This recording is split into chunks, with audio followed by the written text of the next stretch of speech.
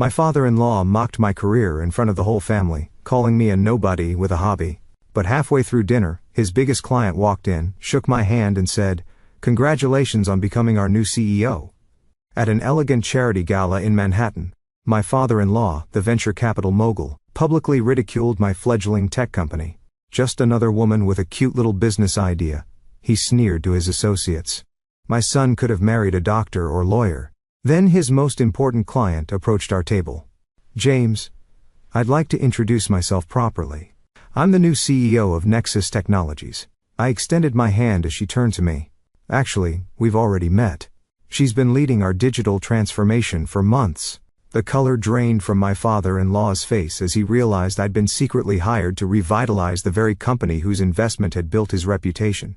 The Waldorf Astoria ballroom sparkled with crystal chandeliers and the subtle gleam of wealth that only old money can afford.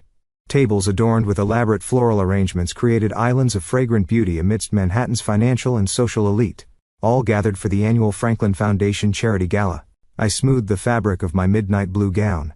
Not a designer label, but the most expensive dress I owned, and tried to calm my racing heart.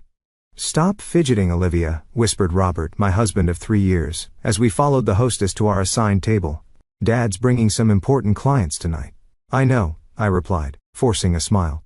"You've mentioned it 5 times since we left the apartment." Robert squeezed my hand, both reassurance and warning. His father, James Davidson, managing partner at Summit Venture Partners, had made it clear that tonight was about impressions. For Robert, it was another opportunity to demonstrate he was worthy of eventually inheriting his father's empire. For me, it was another evening of carefully measured words and forced smiles. At our table, James Davidson held court like a modern monarch. His custom Tom Ford tuxedo, and perfectly coiffed silver hair embodying success and authority. His wife Eleanor, elegant in Chanel, offered me the obligatory air kiss as we arrived.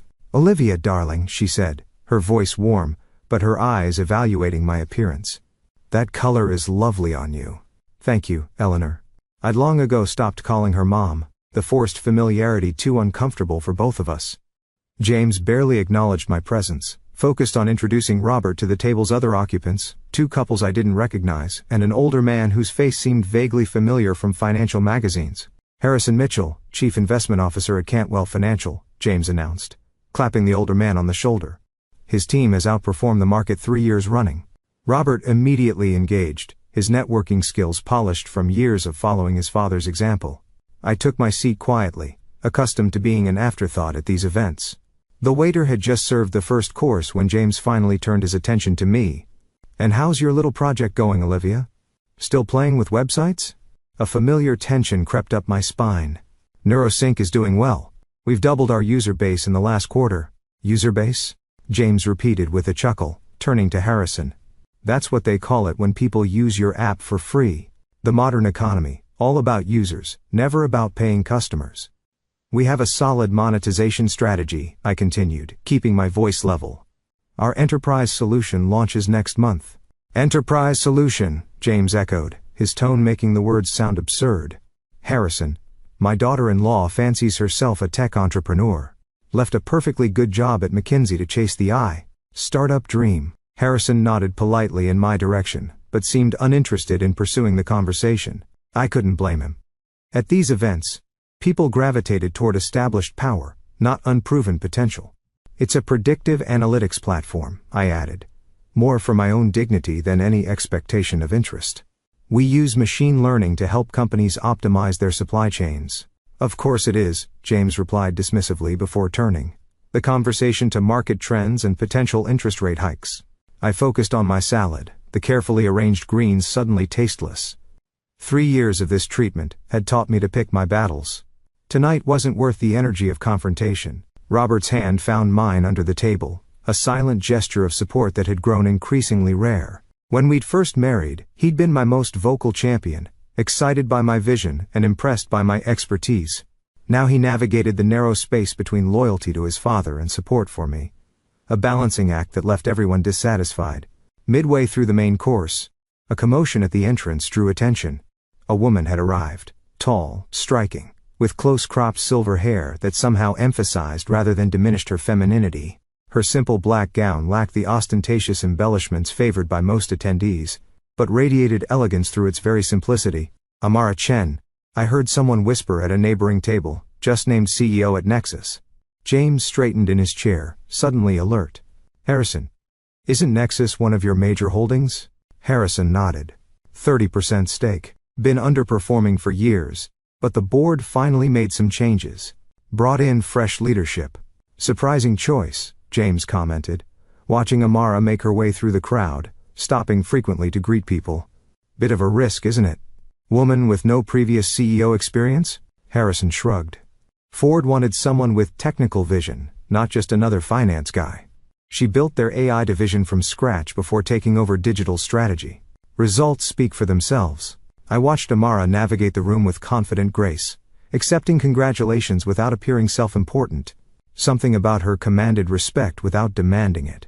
She's headed this way, Eleanor murmured, subtly checking her makeup in a compact mirror. James immediately stood, his demeanor shifting to genial host. Harrison, you should have mentioned you invited her. I'd have arranged a better table. Harrison looked amused. I didn't invite her. But Nexus has been a client of yours for years, hasn't it, James? I assumed you knew her. Before James could respond, Amara arrived at our table, her smile warm but professional. Mr. Mitchell, lovely to see you again. Amara, congratulations on the appointment. Well deserved. Harrison stood to kiss her cheek. Have you met James Davidson? Summit's been handling some of Nexus's venture investments. By reputation only, Amara replied, extending her hand to James. Your firm's portfolio performance is impressive, Mr. Davidson. James practically preened under her approval. Call me James, please, and the pleasure is mine. Your appointment has been the talk of the industry. Quite the shake-up at Nexus. Long overdue according to our shareholders, she replied with subtle humor. We have ambitious plans for the next quarter. As James introduced Eleanor and Robert, I observed the dynamics with practiced detachment. This was James's natural habitat, proximity to power, the exchange of carefully calibrated compliments that cemented business relationships and opened doors to new opportunities. When Robert introduced me, I offered a polite smile and handshake. Congratulations on your appointment, Miss Chen. Thank you. Her eyes held mine for a moment longer than social convention required. A flicker of something. Recognition? Crossing her features before she turned back to James. I understand Summit's been instrumental in some of our Series C investments. Perhaps we should schedule a proper meeting next week. I'm reevaluating all our strategic partnerships. James's expression brightened at the potential opportunity. Absolutely. My office will contact yours tomorrow. Excellent. Amara turned to Harrison. I should greet the Franklin trustees before dinner ends. We're finalizing that healthcare initiative next week. As she departed, James watched her with calculating eyes. Sharp woman. Nexus might be worth a closer look for our portfolio. Already ahead of you, Harrison replied. Increased our position last month when rumors of leadership changes started circulating. James turned to Robert. Set up a briefing with our tech analysts. I want a complete overview of Nexus's market position before that meeting. Of course, Robert replied, already making notes in his phone. I returned to my barely touched salmon, invisible once again. The conversation flowed around me, market positions, investment strategies, acquisition targets, the vocabulary of wealth and power that constituted their native language. Olivia was just telling us about her startup, Eleanor said suddenly. An unexpected and uncomfortable attempt to include me. James snorted. Hardly in the same league as Nexus, Eleanor. What's your company called? Harrison asked, more from politeness than interest. NeuroSync, I replied. We develop predictive analytics solutions for supply chain optimization. Another AI startup, James interjected before Harrison could respond. Silicon Valley is churning them out like sausages these days. Most won't last 18 months.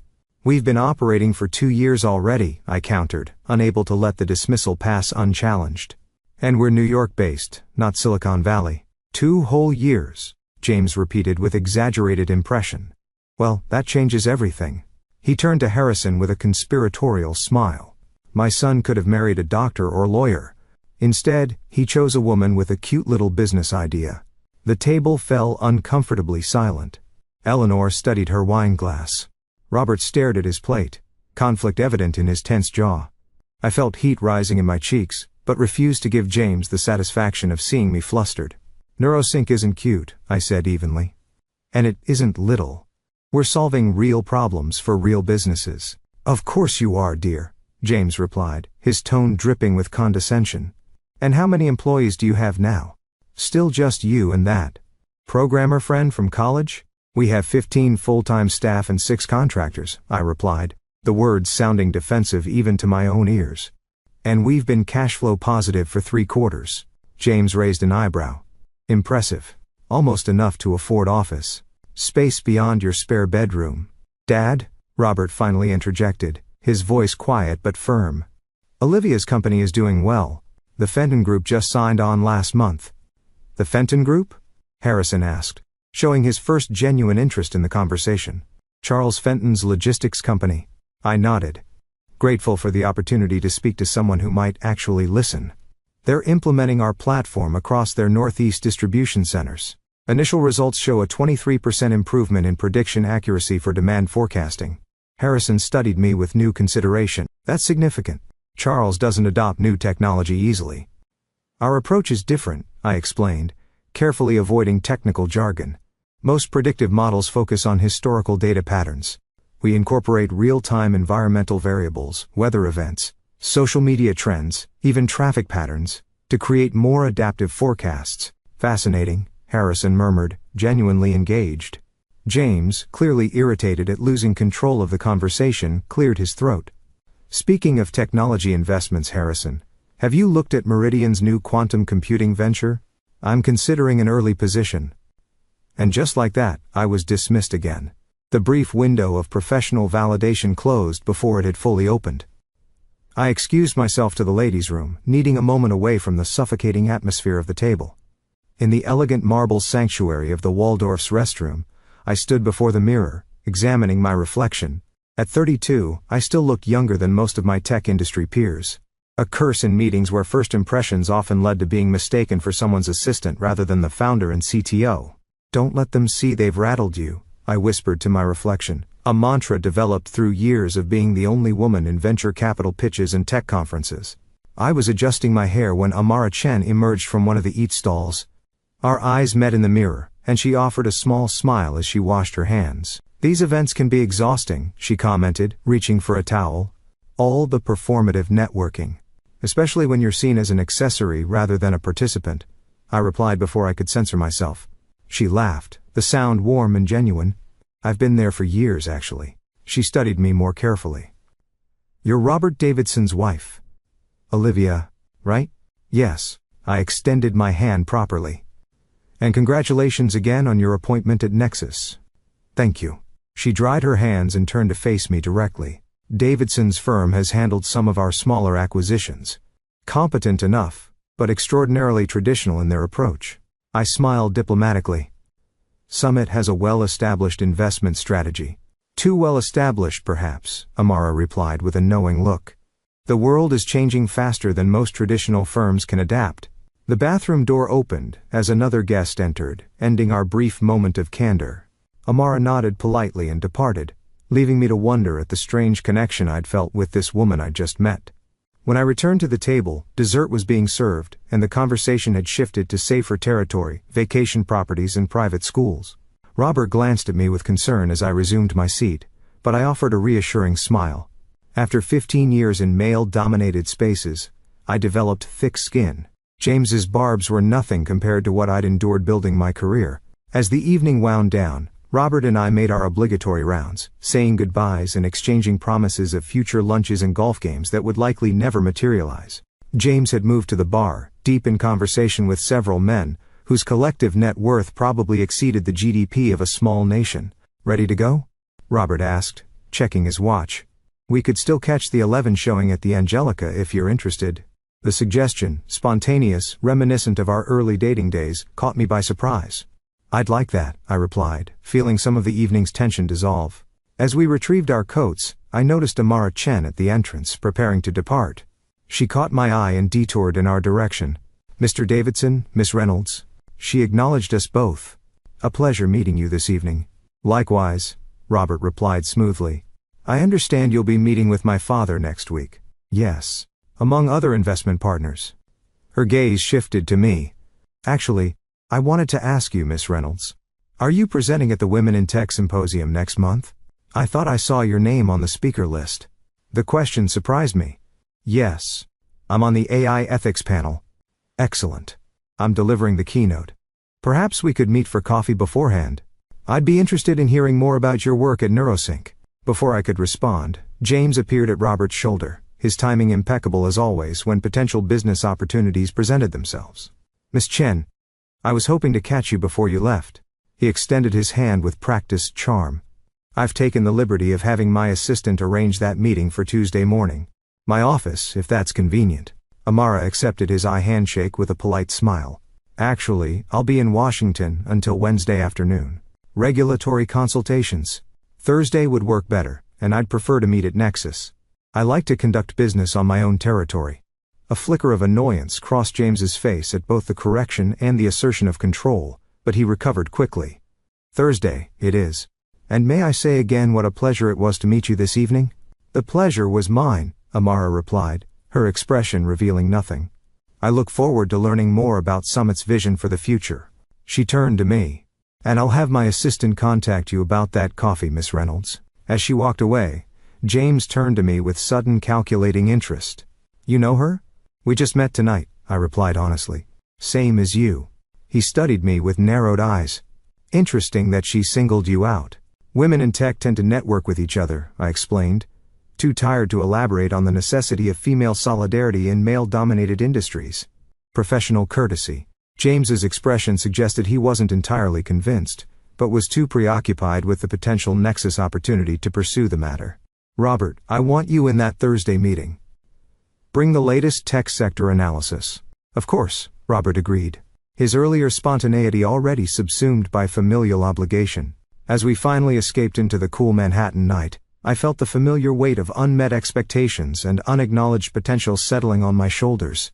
Robert hailed a cab, the movie plan already forgotten in the wake of his father's directive. I'm sorry about Dad, he said as we settled into the back seat.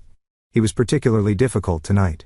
It's nothing new, I replied, gazing out at the city lights blurring past my window.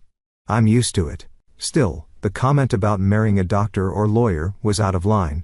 I turned to study my husband's profile, wondering when exactly he had started to resemble his father, not just physically but in the subtle ways he navigated the world, the careful calibration of which battles were worth fighting and which concessions were necessary for advancement. Would you have preferred that, I asked quietly, if I'd been a doctor or lawyer? Someone with a profession your father deemed suitable? Robert sighed, reaching for my hand. Of course not. I fell in love with you, not your job title. Dad he has fixed ideas about certain things, about women in business, I clarified, about what constitutes legitimate success. He comes from a different generation. The familiar excuse hung between us, inadequate but difficult to challenge without seeming unreasonable. I let it go, too exhausted to revisit an argument we'd had countless times before. As our cab turned onto our street in Chelsea, my phone buzzed with an email notification. The sender's address caught my attention immediately. Amara, Chen Nexus Tech, Com. The subject line read simply, not what it seems. I read the cryptic email from Amara Chen 3 times, searching for hidden meaning in its brevity. The message contained only 2 paragraphs. Miss Reynolds, I'd like to discuss a matter of mutual interest. Your work at Star Neurosync has caught my attention, particularly your innovations in predictive analytics for supply chain optimization. I believe we could benefit from a private conversation, away from the social constraints of charity galas and the watchful eyes of Summit venture partners. Would tomorrow at 10 a.m. at the Highline Cafe work for you? Please come alone. No corporate signature, no pleasantries, just direct communication from the newly appointed CEO of one of the most significant tech firms in the country. The timing and secrecy seemed strange, but curiosity outweighed caution. Important email? Robert asked as he hung his tuxedo in our bedroom closet. I hesitated, then opted for a half-truth. Just a potential client following up. At midnight? His eyebrow arched skeptically. Tech people keep unusual hours, I replied with a shrug. I'll handle it tomorrow. Robert's phone buzzed before he could press further. He checked the screen, and frowned. Dad wants me in early tomorrow to prep for the Nexus meeting. Says we need to pull together a comprehensive presentation. I thought the meeting wasn't until Thursday. You know, Dad, over-preparation is his religion. Robert loosened his tie with a sigh. I should probably review the quarterly tech sector analysis tonight, I watched as he settled at his desk, opening his laptop with practiced efficiency. The spontaneous movie suggestion was now a distant memory, replaced by James's demands and Robert's ingrained obedience. Our evening had fallen back into its familiar pattern. Robert, absorbed in summit business, while I navigated my own path alone. Morning arrived with Manhattan's characteristic bustle, the city already pulsing with energy as I walked the 8 blocks from our apartment to the Highline Cafe. The location was deliberate, I suspected, public enough to be safe, but far enough from the financial district to avoid running into Summit associates. Amara was already seated at a corner table when I arrived, dressed in a simple black pantsuit that radiated authority without ostentation. No logos, no designer labels, just impeccable tailoring and quiet confidence. "Thank you for meeting me," she said, rising slightly as I approached. "I appreciate your discretion. Your email was intriguing," I replied, taking the seat across from her. "Though I admit I'm puzzled why the CEO of Nexus would want a private meeting with me." Amara signaled to the server, who brought over a carafe of coffee without being asked. She waited until he had retreated before speaking. "I believe in getting straight to the point, Miss Reynolds. I've been following your work at Neurosync for some time now. Your approach to integrated predictive modeling is ingenious, particularly the real-time variable incorporation. The specific technical knowledge caught me off guard. Most C-suite executives could discuss technology concepts broadly, but rarely delved into implementation details." "You've reviewed our technical papers?" I asked, unable to keep the surprise from my voice. She smiled slightly. "I've done more than that. I've had a team analyzing your platform's potential applications for the past 3 months. Your partnership with Fenton Logistics provided an excellent case study." I set down my coffee cup, suddenly alert. Why would Nexus be studying a small startup like Neurosync? "Nexus isn't studying Neurosync," Amara corrected. "I am, and I wasn't always Nexus's CEO. Until recently, I led their artificial intelligence division." She leaned forward slightly. "Your innovation could transform our entire approach to predictive analytics, particularly in global supply chain management, where our current systems are outdated." The implications were clear, and my pulse quickened. "You're interested in acquiring Neurosync?" Amara tilted her head, neither confirming nor denying. "I'm interested in transformational technology. Whether that comes through acquisition, partnership, or another arrangement entirely depends on various factors, including my connection to Summit Venture Partners," I concluded. "That's one complicated ion." "Yes." She studied me carefully. "Your father-in-law's firm holds significant influence with our board. James Davidson has been quite vocal about the direction he believes Nexus should take, which is, unsurprisingly, the safe traditional path that maintains the status quo." I absorbed this information, the pieces starting to align. "And you have a different vision." "I was hired to implement a different vision," she corrected. "Nexus has been losing market share for 3 consecutive years. Our core products are stable but stagnant. We've fallen behind in innovation while our competitors leap ahead." She tapped her fingers lightly against her coffee cup. "The board wants disruption, carefully managed disruption, but disruption nonetheless. And James Davidson doesn't. Summit built its reputation on predictable returns and risk mitigation. Disruption, even when necessary, represents uncertainty." She offered a small, knowing smile. "I've sat through enough meetings with traditional venture capitalists to recognize the pattern. They approve of innovation in theory, but recoil from it in practice." The assessment was painfully accurate. I'd experienced the same attitudes while seeking early funding for Neurosync. Enthusiastic nods followed by polite rejections. Venture partners who claimed to value cutting-edge technology, but invested only in safer iterations of proven concepts. "So why approach me directly?" I asked. "If Summit opposes your vision, wouldn't meeting with the founder of a potential acquisition target, who happens to be married to a Summit executive, create complications?" "I prefer to form my own judgments," Amara replied evenly. "Summit's due diligence on Neurosync was superficial, to put it kindly. They evaluated you as a small-scale SaaS provider, with limited growth potential." I couldn't contain a bitter laugh. "Let me guess. Interesting technology but insufficient market penetration?" "Almost verbatim," Amara confirmed, her expression suggesting she'd heard similar dismissals herself. "Summit's analysis focused entirely on your current client base without considering potential applications. Classic mistake. My father-in-law isn't known for recognizing potential in unexpected places," I said, the understatement earning a knowing look from Amara. "Which brings me to my actual purpose," she continued, setting her cup aside. I'd like you to come work at Nexus. The offer was so unexpected that I momentarily lost my composure. I'm sorry? Not as an acquisition, at least not initially, she clarified. As head of Advanced Analytics Innovation, a newly created division reporting directly to me. I blinked, trying to process the proposal. You want to hire me away from my own company? I want to give you the resources to develop your technology to its full potential, Amara corrected. Neurosync's approach is revolutionary, but you're constrained by limited capital and infrastructure. At Nexus, you'd have access to global data centers, enterprise-level testing environments, and engineering teams that could implement your models across multiple industries simultaneously. The offer was tempting, dangerously so.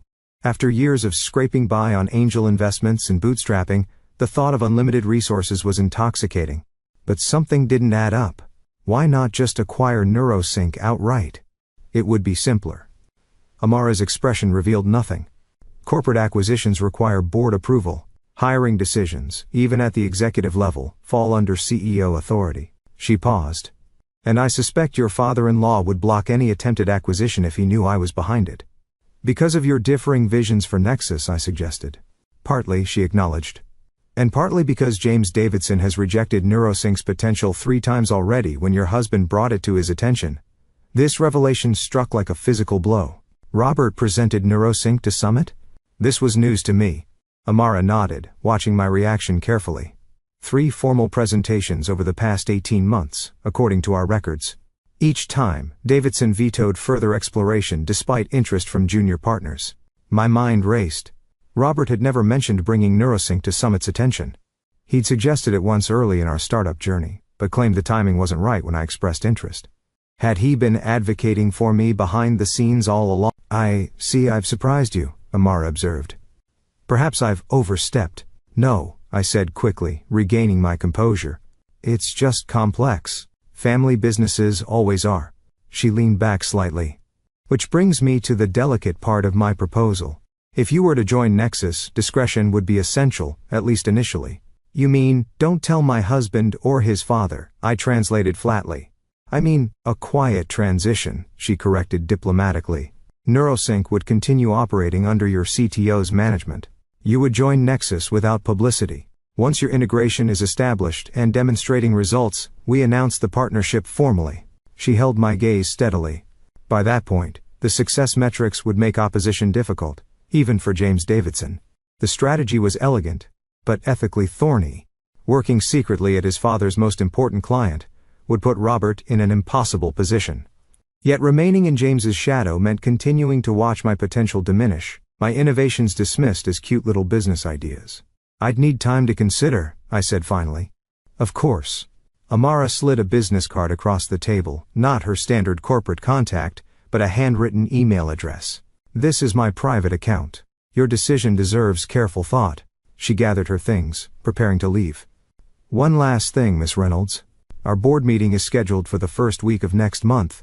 If we're going to implement this transition smoothly, I'll need your decision by next Friday. After she departed, I remained at the table, turning her card over in my fingers. The opportunity was everything I'd worked toward. Recognition, resources, the chance to develop my technology without constant financial constraints, but the cost might be my marriage, or at minimum, a fundamental breach of trust. My phone buzzed with a text from Robert. Dad wants us both at dinner tonight. Apparently, Amara Chen was impressed with you. Might be helpful for the Nexus meeting. I stared at the message, the irony almost painful. James Davidson, who had publicly ridiculed my work just hours earlier, now saw me as a potential pawn in his pursuit of Nexus's business. The sudden validation wasn't about recognizing my abilities, but leveraging a convenient connection. As I walked back to our apartment, Manhattan's energy felt different. Each possibility, each decision point suddenly charged with new significance. For years, I'd accepted the limitations imposed by others' perceptions. Now alternative paths were emerging, directions I hadn't considered viable. My phone rang as I approached our building. My CTO, Michael, calling with rare urgency. Liv, you need to get to the office, he said without preamble. Fenton's implementation just hit a critical bug. The Chicago distribution center is showing massive prediction errors. How massive? I quickened my pace toward the subway. 40% deviation from actual demand. Their warehouse is overflowing with inventory they can't move while they're shorting high-demand items. My stomach dropped. This was exactly the kind of technical failure that could sink a startup, especially one already fighting for credibility. I'll be there in 20 minutes. Start running diagnostics on the environmental variables. Check for data corruption in the weather pattern inputs first. At NeuroSync's modest office, a converted industrial space in Brooklyn we'd leased 6 months earlier, when we outgrew my home office, the atmosphere was tense. Our small team huddled around monitors, expressions grim as they combed through lines of code and error logs. It's not the algorithm, Michael explained as I dropped my bag and joined them.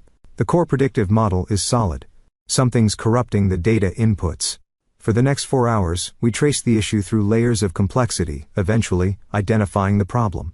Fenton had integrated our system with their legacy warehouse management software.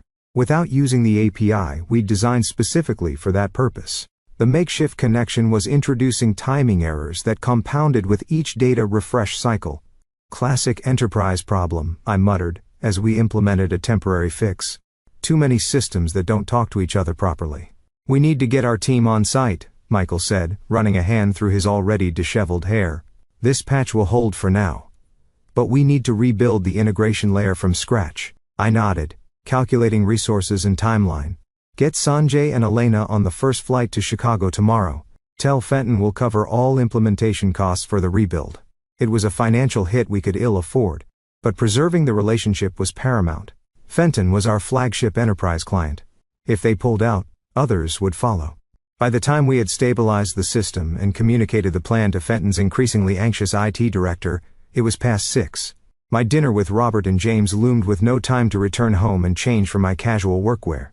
I'm headed out, I told Michael, collecting my laptop. Keep monitoring the Chicago feeds. Call me immediately if anything fluctuates more than 5%. Will do. He hesitated, then added, Liv, we need more engineering support. This kind of firefighting isn't sustainable with our current team. I know. I shouldered my bag, mind already shifting to our perpetual funding challenges. I'm working on it. The restaurant James had selected was predictably excessive. An exclusive steakhouse where the maitre d' greeted him by name and ushered us to a prime table without the wait endured by less important patrons. I felt acutely underdressed in my simple black pants and untucked button-down, but technical emergencies didn't accommodate James Davidson's social expectations. Olivia, you look comfortable, Eleanor commented as I took my seat, her tone suggesting this wasn't a compliment. Emergency at work, I explained briefly. A client implementation issue. Nothing serious, I hope? Robert asked with genuine concern. Before I could answer, James interjected. I've invited Vernon Walsh to join us. He's Nexus's CFO. Been with them for nearly 20 years. His meaningful look conveyed the message clearly. This dinner was strategic, not social. He's interested in hearing more about your connection to Amara Chen.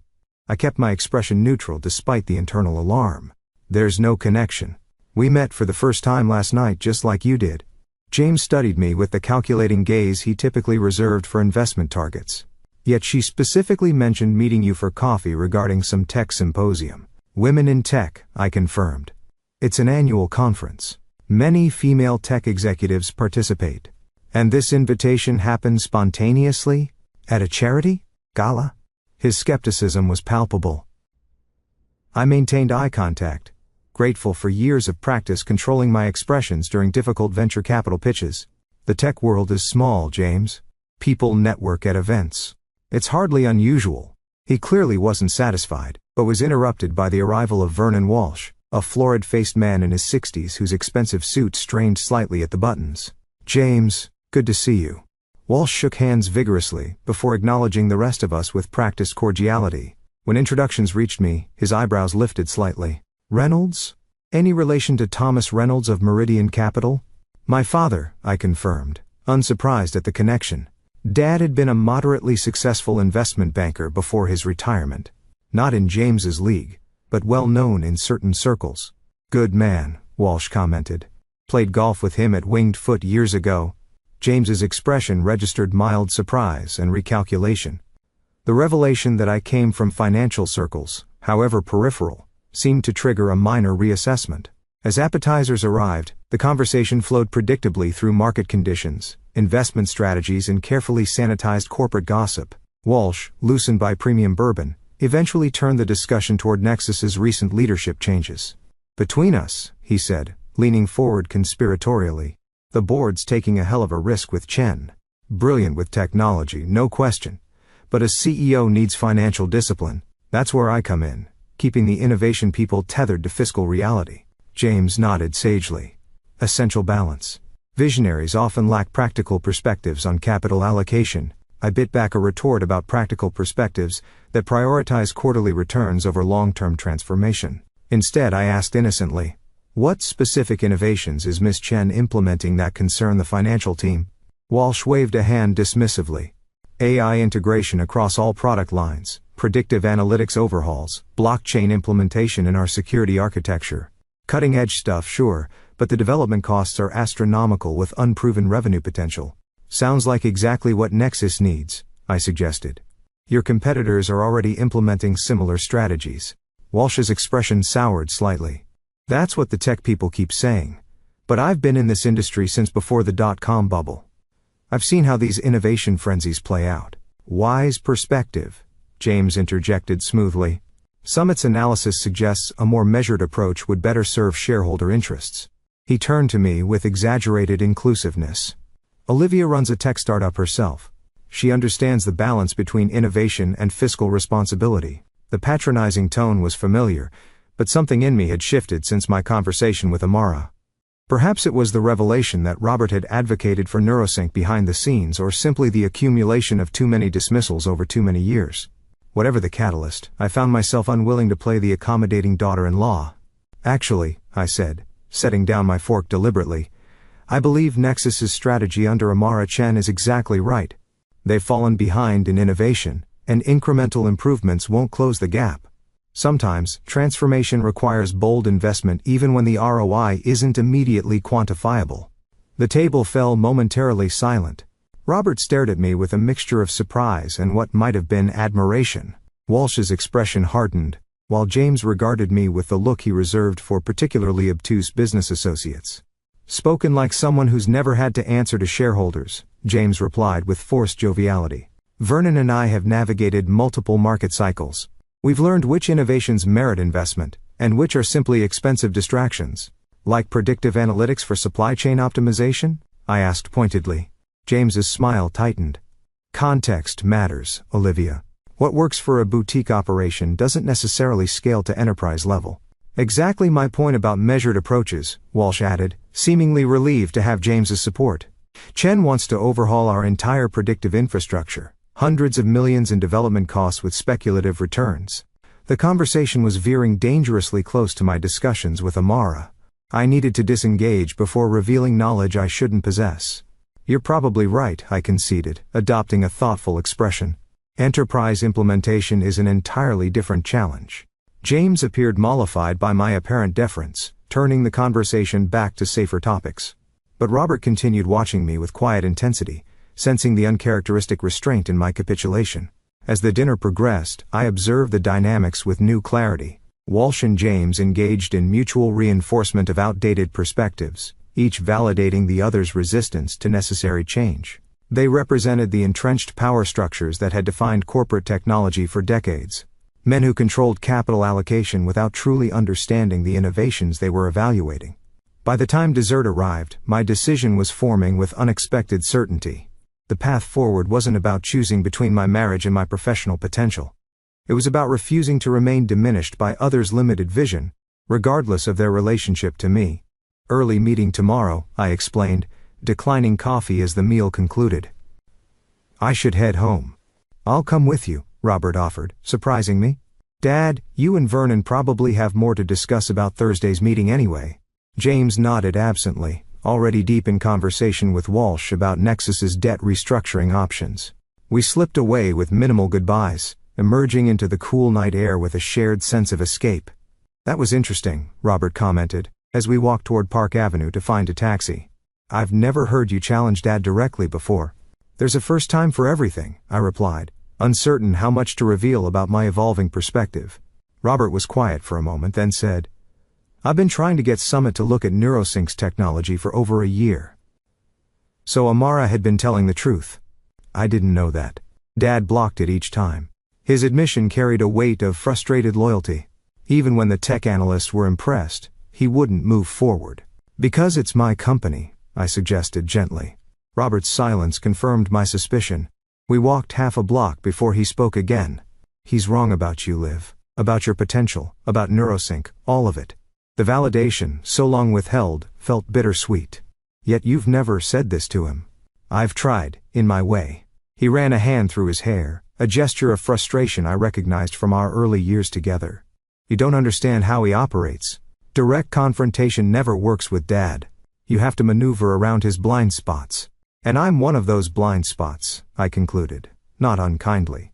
It wasn't a revelation, merely a confirmation of what I'd long suspected. He can't see past certain categories, Robert acknowledged.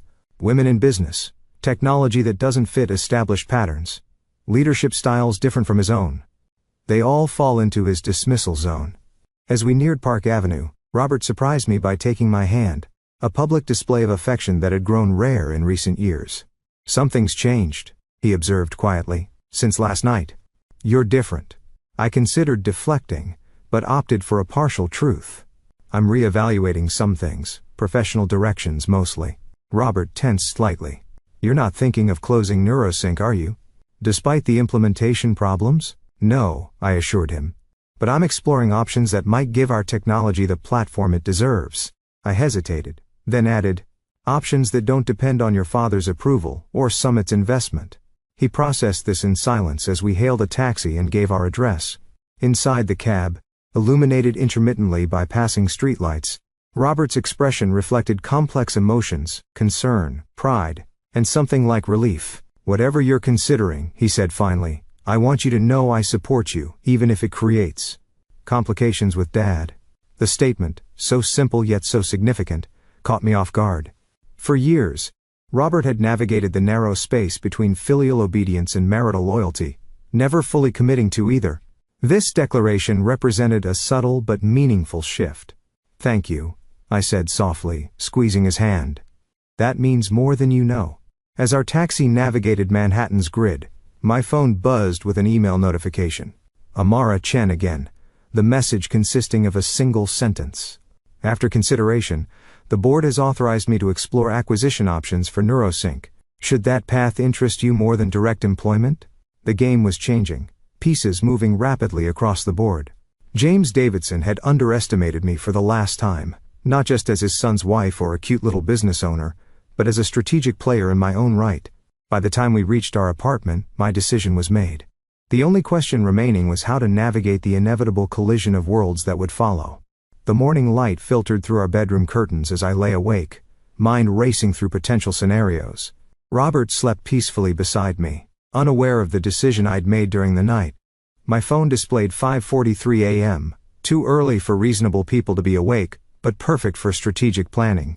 I slipped out of bed and padded to my home office where I could work undisturbed. My first task was straightforward, a comprehensive analysis of what Nexus might offer for NeuroSync.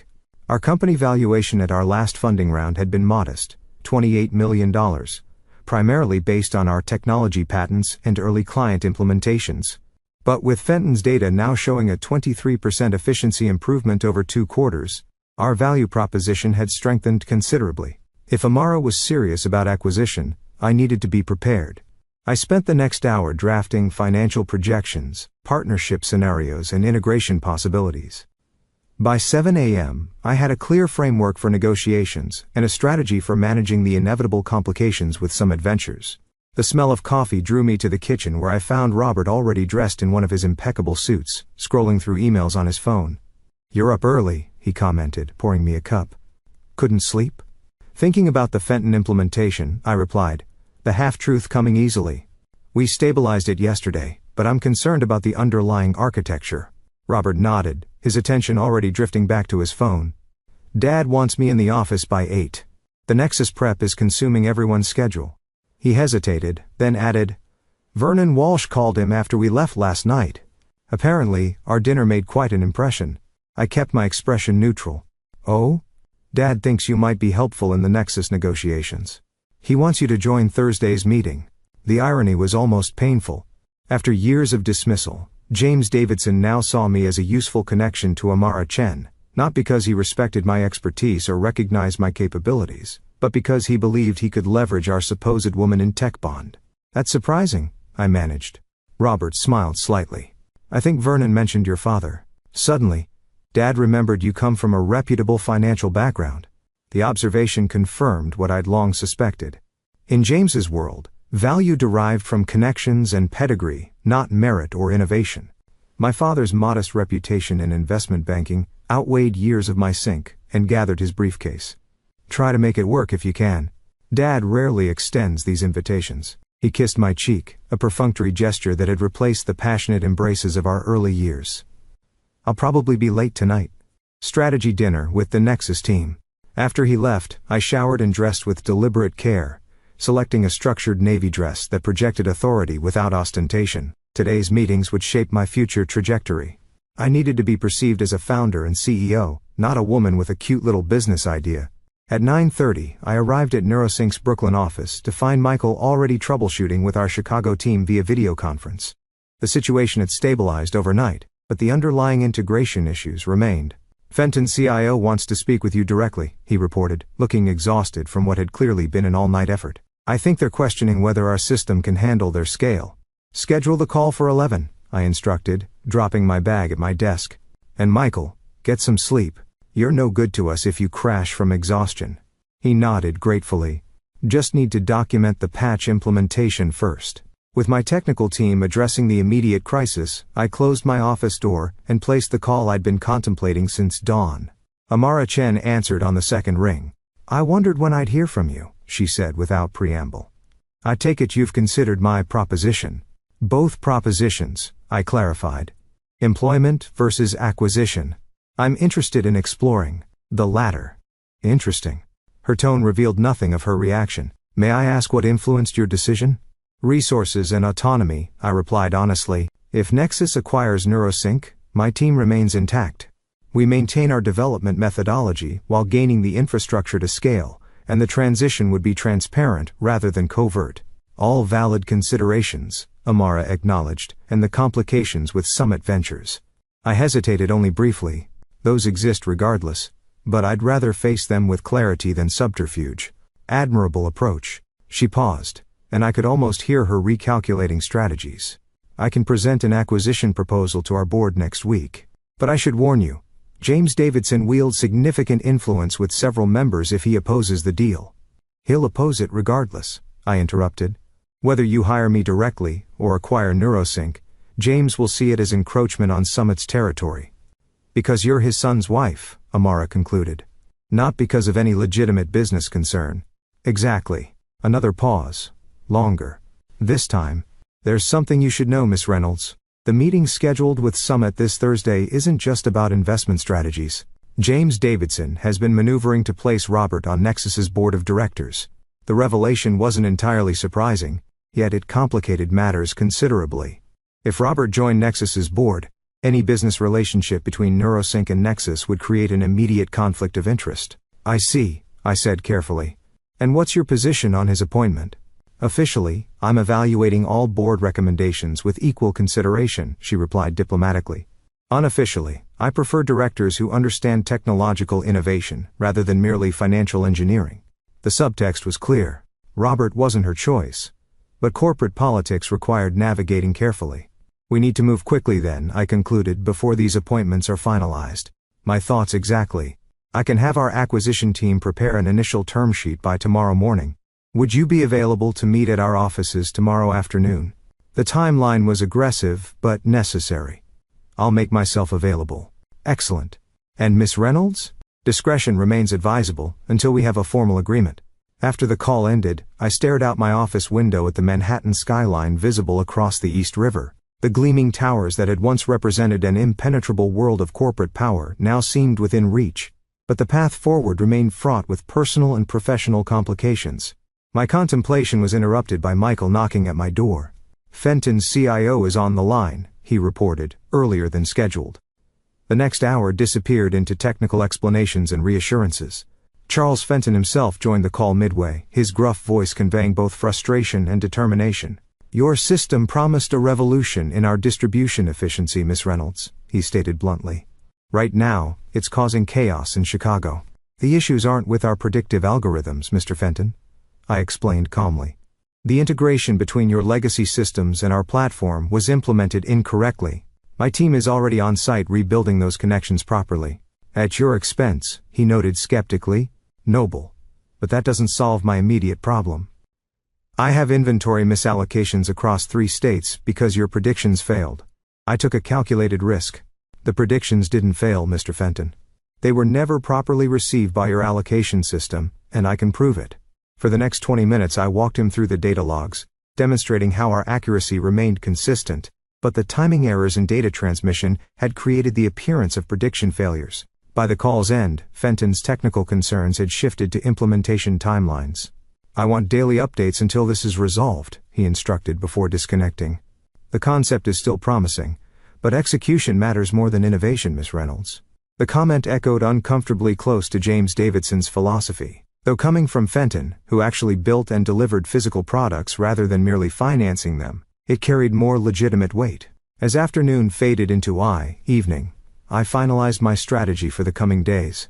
The Nexus acquisition offered the clearest path to scaling NeuroSync's technology, but timing would be critical. If Summit's influence swayed Nexus's board before our deal was solidified, the opportunity might evaporate. I was preparing to leave when Robert called. "Dad wants us to have dinner with him and Eleanor tonight," he said, sounding resigned. "Apparently, Walsh was impressed by your financial lineage, and suggested we discuss the Nexus situation further." My instinct was to decline, to maintain distance from Summit until the acquisition discussions with Nexus progressed. But strategic considerations prevailed. "What time?" I asked, calculating how much information I could safely absorb without revealing my own plans. 8 at Le Bernardin. Dad's already arranged it. Of course, he had. James Davidson's approach to social engagements matched his business strategy, identifying an outcome he desired, then arranging circumstances to achieve it without bothering to confirm others' availability or preferences. "I'll meet you there," I replied, mentally revising my evening plans. I need to finalize some things at the office first. Before leaving NeuroSync, I called an emergency meeting with our leadership team. Michael, our CTO, Rita, our CFO, and Sanjay, our head of product development. They deserve to know about the potential Nexus acquisition before rumors began circulating. "Nothing is finalized," I emphasized as we gathered in our small conference room, "but Nexus has expressed serious interest in acquiring NeuroSync, and I'm pursuing the opportunity." Their reactions varied predictably. Michael immediately questioned whether our development autonomy would be preserved. Rita wanted financial details, valuation multiples, equity distributions, employment contracts. Sanjay worried about product roadmap implications. "These are all valid concerns," I acknowledged, "and I don't have complete answers yet. The preliminary discussions have just begun, but I wanted you all to hear this directly from me before the corporate machinery starts moving." "Timeline?" Rita asked, already thinking like the pragmatic CFO she was. "Potentially very fast. Initial term sheet tomorrow, possibly board approval within 2 weeks, if we can navigate certain political complications." Michael caught my meaning immediately. "Summit Ventures complications," he clarified. "Your father-in-law." I nodded, not bothering to hide the truth from my core team. They'd witnessed James's dismissive behavior at industry events. They understood the dynamics at play. "This acquisition would provide everything we've wanted," I continued. "Enterprise-level infrastructure, global distribution channels, integration with existing Nexus systems. Our technology would transform their capabilities while their resources would solve our scaling limitations." "And you?" Sanjay asked quietly. "What would your role be in this new arrangement?" The question cut to the heart of the matter, not just the business transaction, but my personal journey from dismissed daughter-in-law to recognized innovator.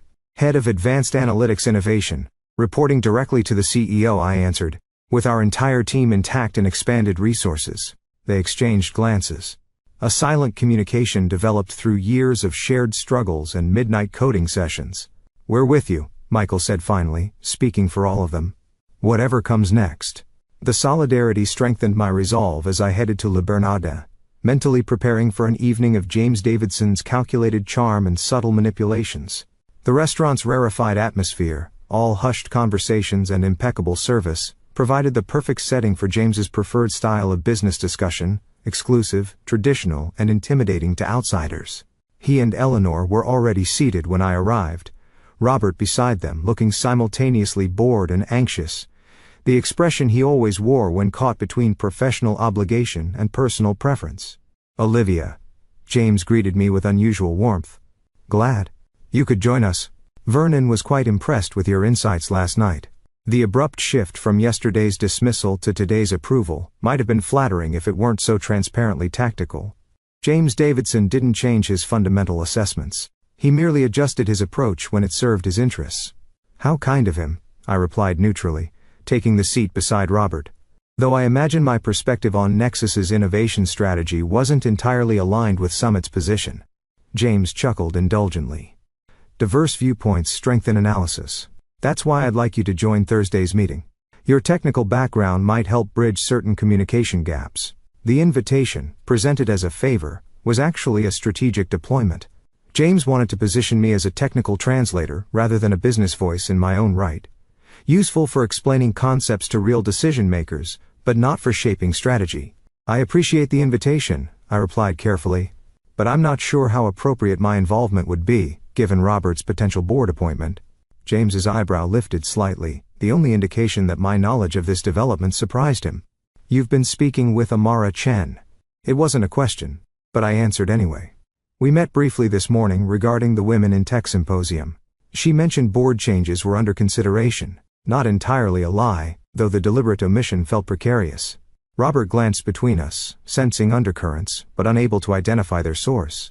"Amara Chen is remarkably forthcoming with someone she just met," James observed, studying me with new calculation. "Perhaps Vernon was right about cultivating this connection. Women in tech tend to support each other," Eleanor interjected, seemingly eager to diffuse the subtle tension. "It's such a male-dominated industry after all." "Indeed," James agreed, smoothly. Which makes Olivia's insight into Chen's thinking particularly valuable. The Nexus relationship represents significant opportunity for Summit. Robert's board appointment would cement our position as their primary investment advisor. And there it was. The true purpose of this supposedly social dinner. James wasn't interested in my technical expertise or industry connections. He wanted access to Amara Chen through me, a convenient channel to advance Summit's influence within Nexus. The realization crystallized my decision. No more being underestimated. No more serving as an accessory to James Davidson's ambitions while my own were dismissed as cute little business ideas. "I'm afraid I won't be able to attend Thursday's meeting after all," I said with deliberate casualness. "A potential acquisition opportunity has emerged for Neurosync. The discussions are at a critical stage." Robert turned to me in surprise. "Acquisition? You didn't mention this." "It's developed rather suddenly," I replied, meeting his gaze steadily. "Initial discussions yesterday, term sheet tomorrow." James's expression transformed from calculated charm to sharp interest. "Someone's interested in acquiring your startup? Who's the buyer?" The moment of truth had arrived sooner than anticipated. I could delay the inevitable confrontation, until the Nexus deal was further along. But something in me had fundamentally shifted, a willingness to claim my place rather than wait for others to assign it. "I'm not at liberty to disclose that yet?" I replied, maintaining eye contact with James. "Confidentiality agreements." "Nonsense," he dismissed. "Robert's a Summit partner. We advise dozens of potential acquirers. Perhaps we could facilitate a more advantageous arrangement." The presumption was so characteristic of James, assuming control, positioning himself as gatekeeper to opportunities, never considering that I might navigate significant business transactions without Summit's guidance. "Thank you for the offer," I said politely, "but we have excellent representation already." Robert studied me with growing awareness, connecting dots I hadn't intended to reveal quite yet.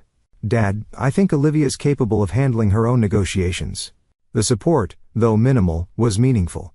A small step toward the independence he'd claimed to believe in, but rarely demonstrated. James's expression hardened slightly. "Of course, she is. I merely offered Summit considerable resources. Given your connection to our firm, Olivia, it seemed natural." "My connection is personal, not professional," I clarified gently. Neurosync has never been a Summit portfolio company, despite Robert's advocacy. The pointed reminder hung between us. Robert shifted uncomfortably, while James maintained his impassive facade. Business decisions require objectivity, James stated flatly. The fact that Robert recognized your company's potential doesn't guarantee its investment viability. No. I agreed. That judgment belongs to those with vision to recognize transformative innovation. I paused deliberately. Like Amara Chen. The implication landed precisely as intended. James's eyes narrowed as he processed the connection, calculating possibilities with the rapidity that had made him a formidable financial strategist. Nexus, he concluded, his voice dangerously quiet. Chen is pursuing NeuroSync. I neither confirmed nor denied, but my silence was answer enough. This is completely inappropriate, James continued, anger simmering beneath his controlled exterior. Robert is being considered for Nexus's board. His wife's company being acquired by Nexus would create an immediate conflict of interest. I'm well aware of the potential conflict, I replied calmly, which is why I've been transparent about it now before any agreements are finalized. Robert looked between us, processing implications in real time. Wait, is this real? Nexus wants to acquire NeuroSync? I turned to my husband, recognizing the pivotal moment for what it was. Yes. Amara Chen believes our predictive analytics platform could transform their enterprise systems. They're preparing a formal offer. The pride in Robert's expression was genuine and heartbreaking in its rarity. For a moment, I glimpsed the man I'd married, the one who had believed in my potential before his father's influence overwhelmed his independent judgment. That's incredible, Liv, he said softly. Your technology deserving recognition at that level. It creates an untenable situation, James interrupted sharply. Robert, your board appointment is not finalized, Robert completed, straightening slightly. And frankly, Dad, if it comes down to choosing between my wife's legitimate business success and another board seat in your collection, that's not really a difficult decision. The declaration, so unexpected, so contrary to years of acquiescence, momentarily silenced James. Eleanor looked between father and son with an unreadable expression, while I struggled to maintain my composure in the face of Robert's sudden allegiance. James recovered quickly, his tactical mind already recalculating. This isn't about choosing sides, Robert. It's about proper corporate governance. If Chen is using personal connections to orchestrate acquisitions without board approval, she has preliminary board approval, I interjected, unwilling to let Amara's integrity be questioned. The formal vote occurs next week, but key directors have indicated support. Based on what merits? James demanded. NeuroSync is a startup with limited market penetration and unproven scalability. The dismissal, so familiar, so consistent with his unwavering underestimation, no longer held power to wound. Instead, it merely confirmed the rightness of my path forward. Our technology increased Fenton Logistics' distribution efficiency by 23% in less than 6 months, I stated, the facts simple but devastating. Their CEO projects annual savings exceeding $40 million once fully implemented. That's the scale of impact we deliver, James. Not cute or little, but transformative. The statistical reality hung between us, impossible to dismiss with his usual condescension. For perhaps the first time, James Davidson was forced to confront the gap between his perception of me and the objective truth of my accomplishments. I wasn't aware of those metrics, he admitted finally. The closest he would come to acknowledging his misjudgment. You never asked, I replied simply. The remainder of dinner passed in strained conversation about safer topics, Eleanor's charity work, an upcoming gallery opening, Robert's college roommate's recent divorce. When the check arrived, James insisted on paying with the same authoritative gesture he applied to all financial transactions. A statement of hierarchy rather than generosity. Outside the restaurant, Robert surprised me by declining his father's offer of a shared car service. We'll grab a taxi, he said firmly. Early meeting tomorrow. In the relative privacy of the taxi's back seat, Robert turned to me with questions evident in his expression. When were you going to tell me about Nexus? Tonight, I answered honestly. After the dinner. I didn't expect your father to force the issue.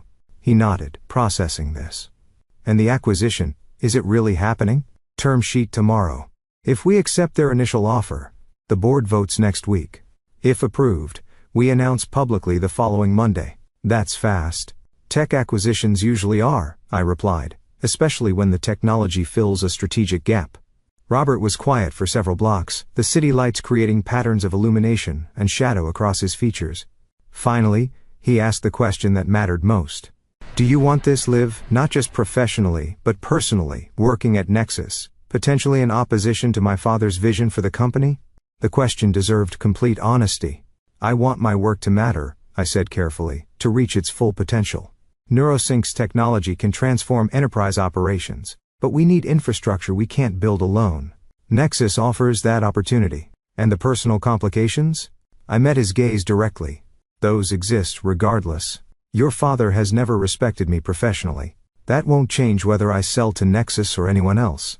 Robert winced slightly at the blunt assessment but didn't dispute it. And us? Where do we fit in this equation? The vulnerability in his question touched something I'd feared had disappeared from our relationship.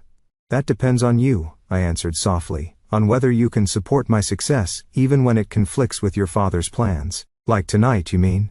A small smile formed. I think I surprised both of us. You did, I admitted. It was unexpected. But not unwelcome? Not at all. As our taxi approached our apartment building, Robert took my hand, not the perfunctory gesture of recent habit, but a deliberate connection. Whatever you decide about Nexus, I'm with you.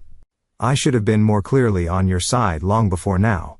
The declaration, simple but profound, shifted something fundamental between us. Not a complete repair of years of accumulated distance, but perhaps the beginning of a recalibration, a relationship balanced on mutual respect rather than acquiescence. That night, as Robert slept beside me, I completed my preparations for the following day's negotiations. The term sheet would represent the first concrete step toward recognition I'd earned through innovation rather than connection. Toward a future where I would no longer be invisible, no longer dismissed as James Davidson's inconsequential daughter-in-law. Tomorrow would bring its own challenges, corporate lawyers, valuation discussions, integration planning. But for the first time in years, I felt the alignment of purpose and opportunity. The momentum of transformation that comes when capability meets recognition. The path forward wasn't without complications. James Davidson would oppose the acquisition through whatever channels remained available to him. Summit's influence with Nexus's board might create obstacles. Robert's position would remain precarious, caught between loyalty to his father and support for my ambitions.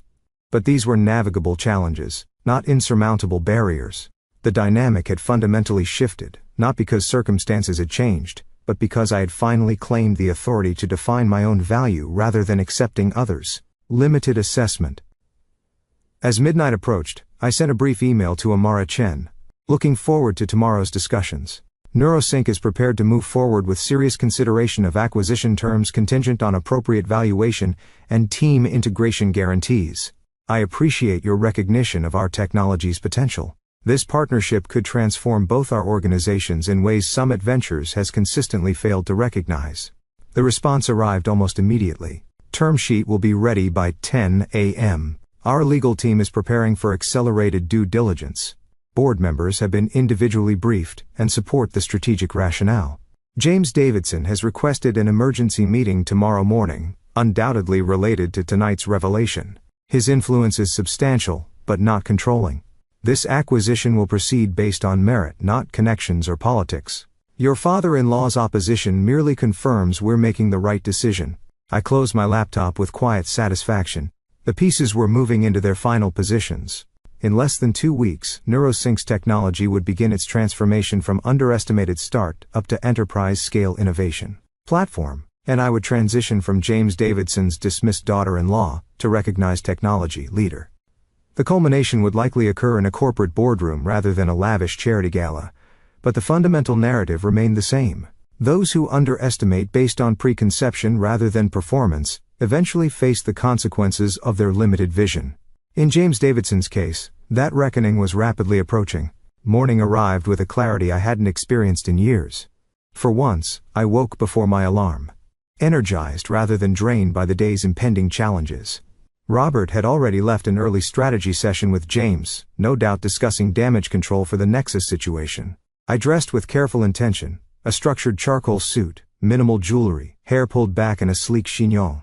Today wasn't about accommodating others' expectations, but projecting my own authority. The image in my mirror reflected someone I recognized but rarely allowed full expression, the confident innovator, rather than the deferential daughter-in-law. My phone rang as I was pouring coffee. Michael calling from NeuroSync's office with unexpected news. James Davidson is here, he reported, tension evident in his voice. Showed up unannounced 15 minutes ago, with 2 Summit associates. Says he needs to speak with you urgently about a time-sensitive opportunity. The ambush was predictable, but still jarring in its brazenness. James had never visited Neurosync before, had never shown enough interest in my company to even ask for its address. This unprecedented appearance could only mean one thing. He was moving aggressively to counter the Nexus acquisition. "Tell him I'll be there in 30 minutes, I instructed, mentally reorganizing my day. "And, Michael? Don't share any company information. Nothing about clients, financials, or technology architecture. Already handling it," he assured me. "Rita's keeping them in the conference room with extremely vague conversation and terrible coffee." I smiled at the minor resistance. "Perfect. I'm on my way." The subway ride to Brooklyn gave me time to prepare. James wouldn't have come personally unless he believed he held leverage, some counter-proposal or threat significant enough to derail the Nexus discussions. The question was whether that leverage was real, or merely bluster designed to intimidate. Neurosync occupied the third floor of a renovated warehouse, exposed brick walls, industrial windows, and open workspaces reflecting our creative yet pragmatic culture. As I stepped off the elevator, Rita intercepted me with a worried expression. "He's getting impatient," she reported in a low voice. "Keeps checking his watch and making calls. The associates are taking photos of our workspace when they think we're not looking. Corporate espionage at its finest," I remarked dryly. "Has Robert called?" "No. Should we expect him to?" I shook my head. "I doubt he knows his father is here." The conference room door was open, revealing James seated at the head of our modest meeting table, a position of authority he assumed automatically, regardless of context. The two associates flanking him were young men I recognized from summit events, both wearing nearly identical navy suits and expressions of practiced deference. "Olivia," James greeted me, rising slightly as I entered. "Thank you for accommodating this impromptu meeting." "An unexpected pleasure," I replied with deliberate neutrality, though a call ahead might have been considerate.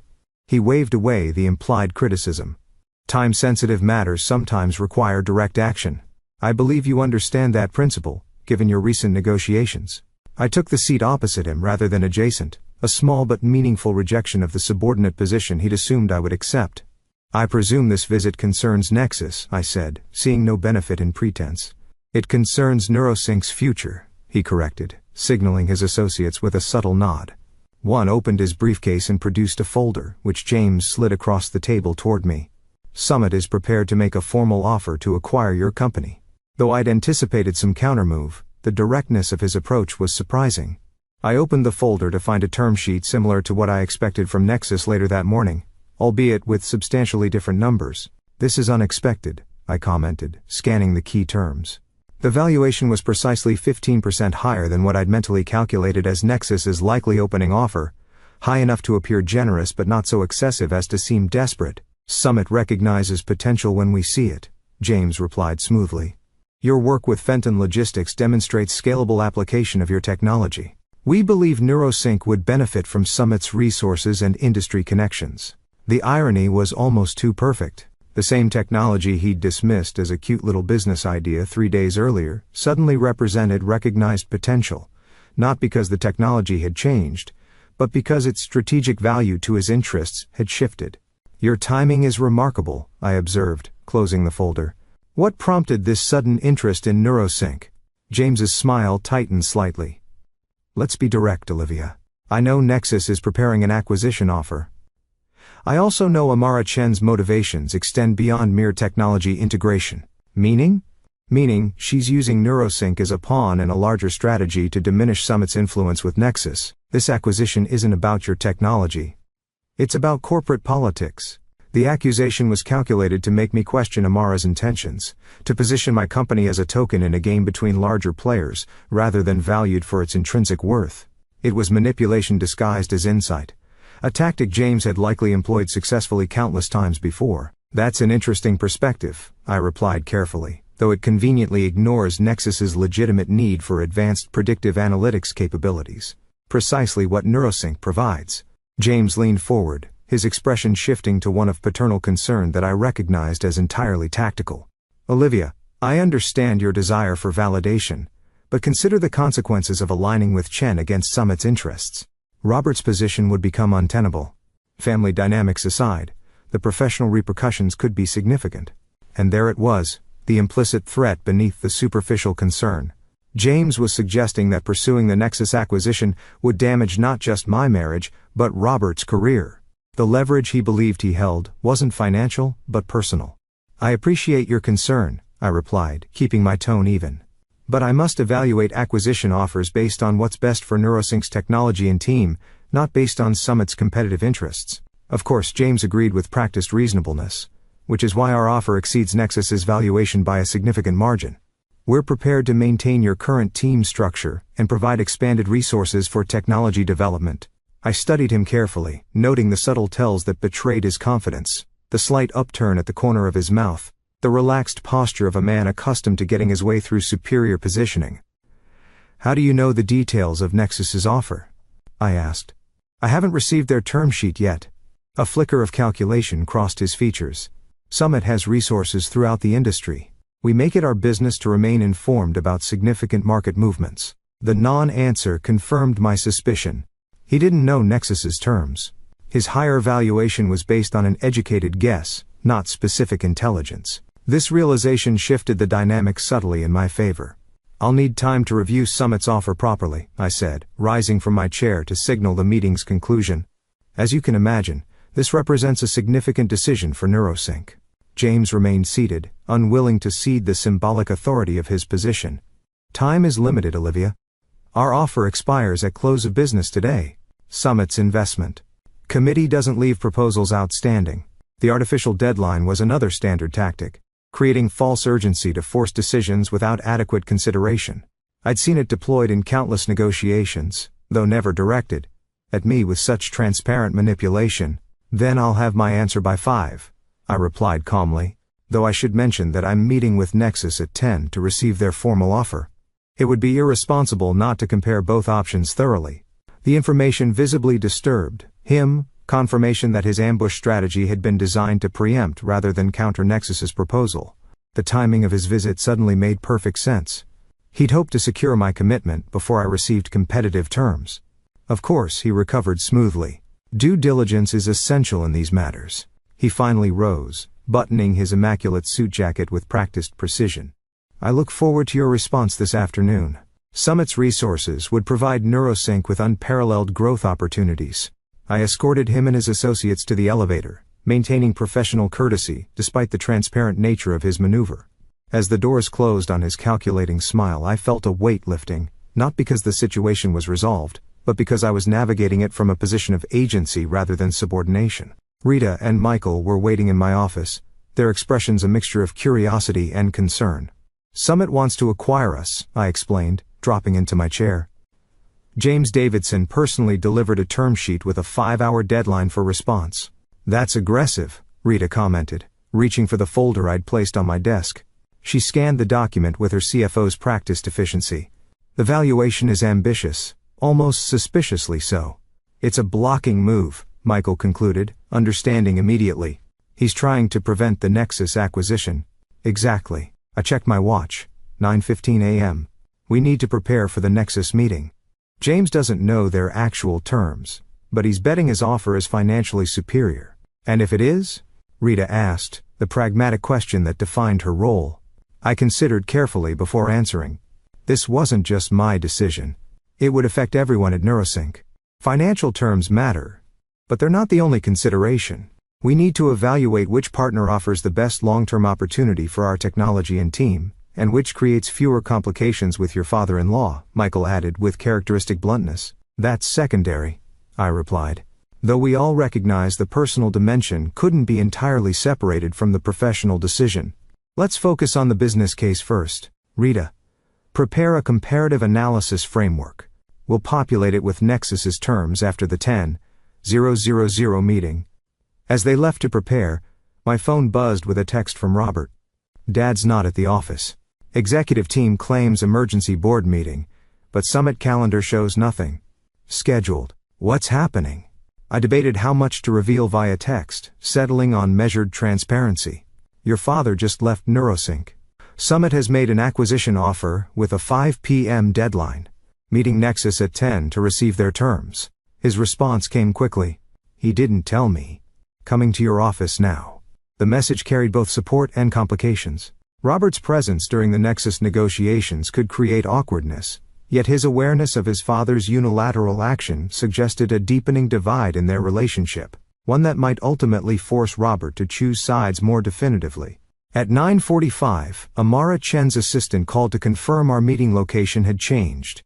Miss Chen prefers to conduct these discussions at Neurosync, rather than Nexus headquarters, she explained. She'll arrive at 10 with our legal team and acquisition specialists.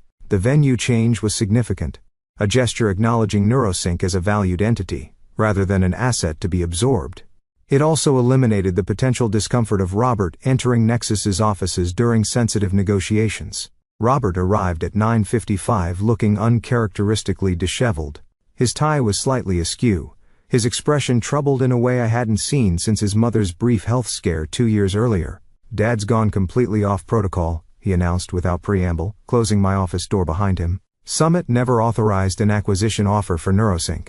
He's acting unilaterally." This revelation changed everything. "The term sheet is on Summit letterhead," I pointed out.